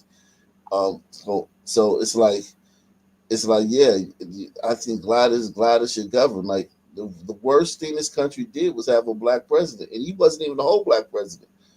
He was a half black president, and he fucked everything up. And I don't even think he was like evil. I don't even really think he was evil. I don't think Barack Obama was necessarily evil. I mean, he's a complex man. Don't get me wrong, but he had good qualities to rise to that position. You don't just rise to that position without a certain set of qualities. You know what I mean? So he rose to that position, but then his DNA took over. It just took over his DNA. He became a racial. He became a tribal. He made everything about race. You know what I mean? You know what I'm saying? The faggot, the LGBT community. He leveraged them. You know what I mean, for power. He killed a lot. He bombed a lot of. He did more drone strikes than like every president combined, right? Yeah, he killed more American citizens extrajudicially. Those were accused of terrorism, and not only that, like he did more to destabilize North Africa and the Middle East than George Bush Yeah. did. I mean, he argued that I didn't send troops to the ground and I called our troops home, but you used our European allies and launched strikes and against Gaddafi. Getting rid of Gaddafi, you know who I'm talking about, right? The Libyan leader. Now, but I will say this: Gaddafi was a psychopath, and in his later days, he was a madman. Okay, No, he was a Gaddafi good was a leader. man.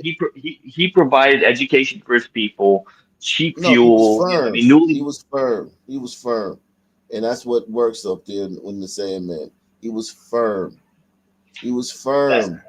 just like You Saddam know what I'm saying? Hussein, but Bashar al-Assad. It's like when we came in, they were like, "Oh, we need to give them our style of governments." You can't. Yeah, They democracy have the doesn't work with those people. Those people. What they do is they want a strong man. They want a firm man. They want a man that can, flex his muscle and represent their manliness on the world stage. They don't want a democracy. They want a strong man. All those countries want a strong man.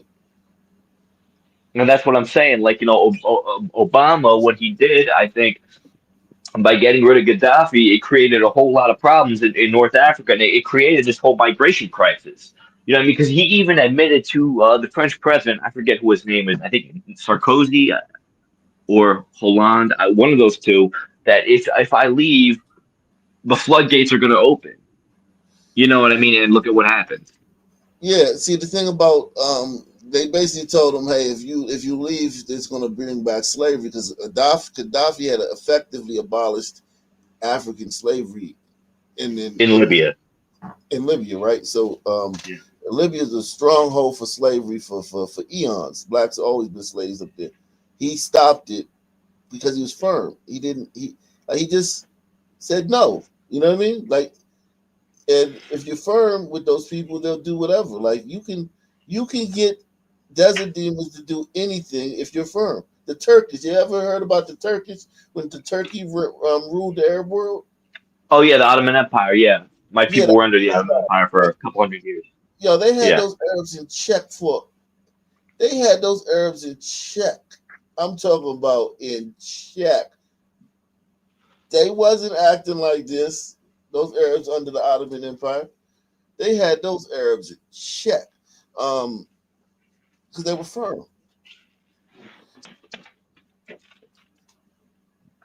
I mean, they had those Arabs in checkmate. Like they had the hammer down on. Go look up the Ottoman Empire when they ruled the Arab world. Oh yeah, I'm following some channels and doing some research on that right now myself. Yeah.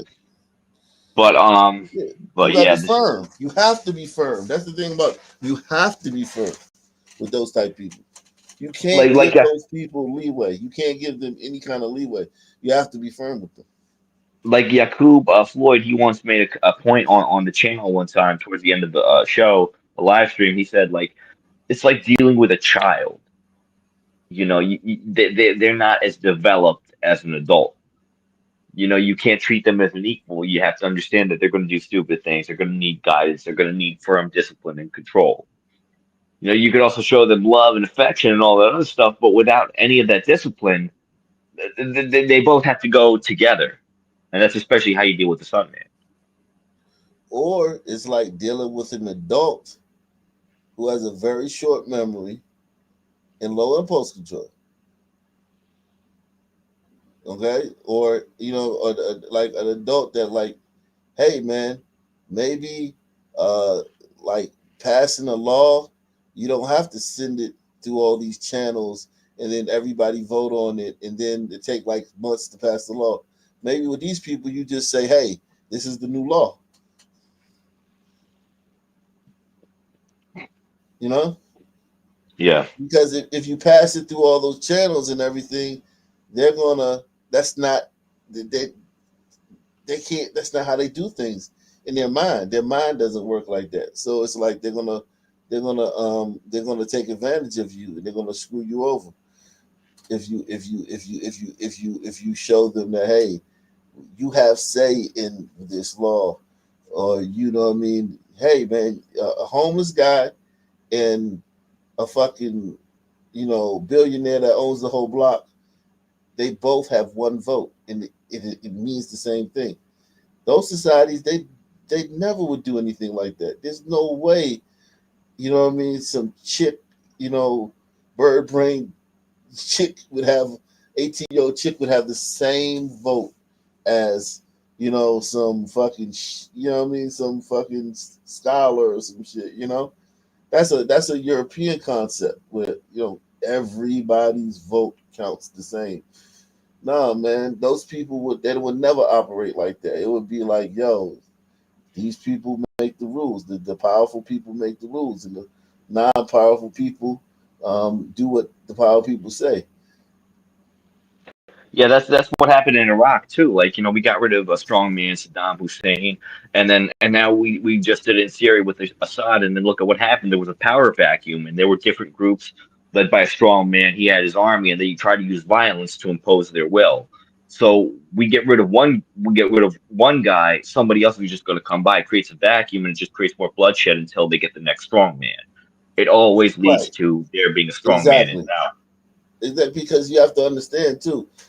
White sensibilities, they see these atrocities going on in these places, right?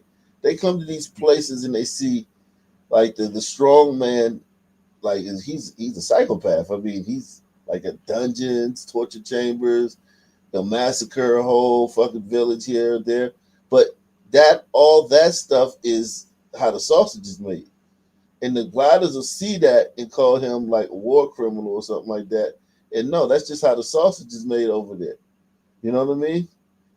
Those things are necessary, or those things keep people in line. It's kind of like the mob. When the mob, you know what I mean, they got to whack a guy that they sit down and be like, yo, I want to whack Paulie. It's like, all right, we have a sit down, and they're like, yeah. They're like, all right, well, all right, you can whack Paulie. You know what I mean? And it's like that's kind of brutal and shit, but it is that's just the way those strong men have to operate. They may have to raise a whole neighborhood. You know what I mean? Women, children, everything. They may have to, have a torture dungeon with like hundreds of people in the dungeon where they're torturing them and getting information from them to stamp out the next rebellion or whatever. You know what I mean? They may have to do that because they can't like just have laws where like you can't torture people, like because like that's not how that shit operate. You can torture people. It's basically like, yeah, that's the best way to say it. Like gliders, they create societies where you can't torture people, and brown people create societies where you can torture people. It's really that simple. Yeah, because it's based off of like the instincts of each group and how they operate, Exactly. Yeah. But yeah, man, great show, man. Salute to everybody, man. Some people hit the face, hit the power, hit support the channel. You just got like I mean, literally, man. I mean, I ain't tooting my own horn, man.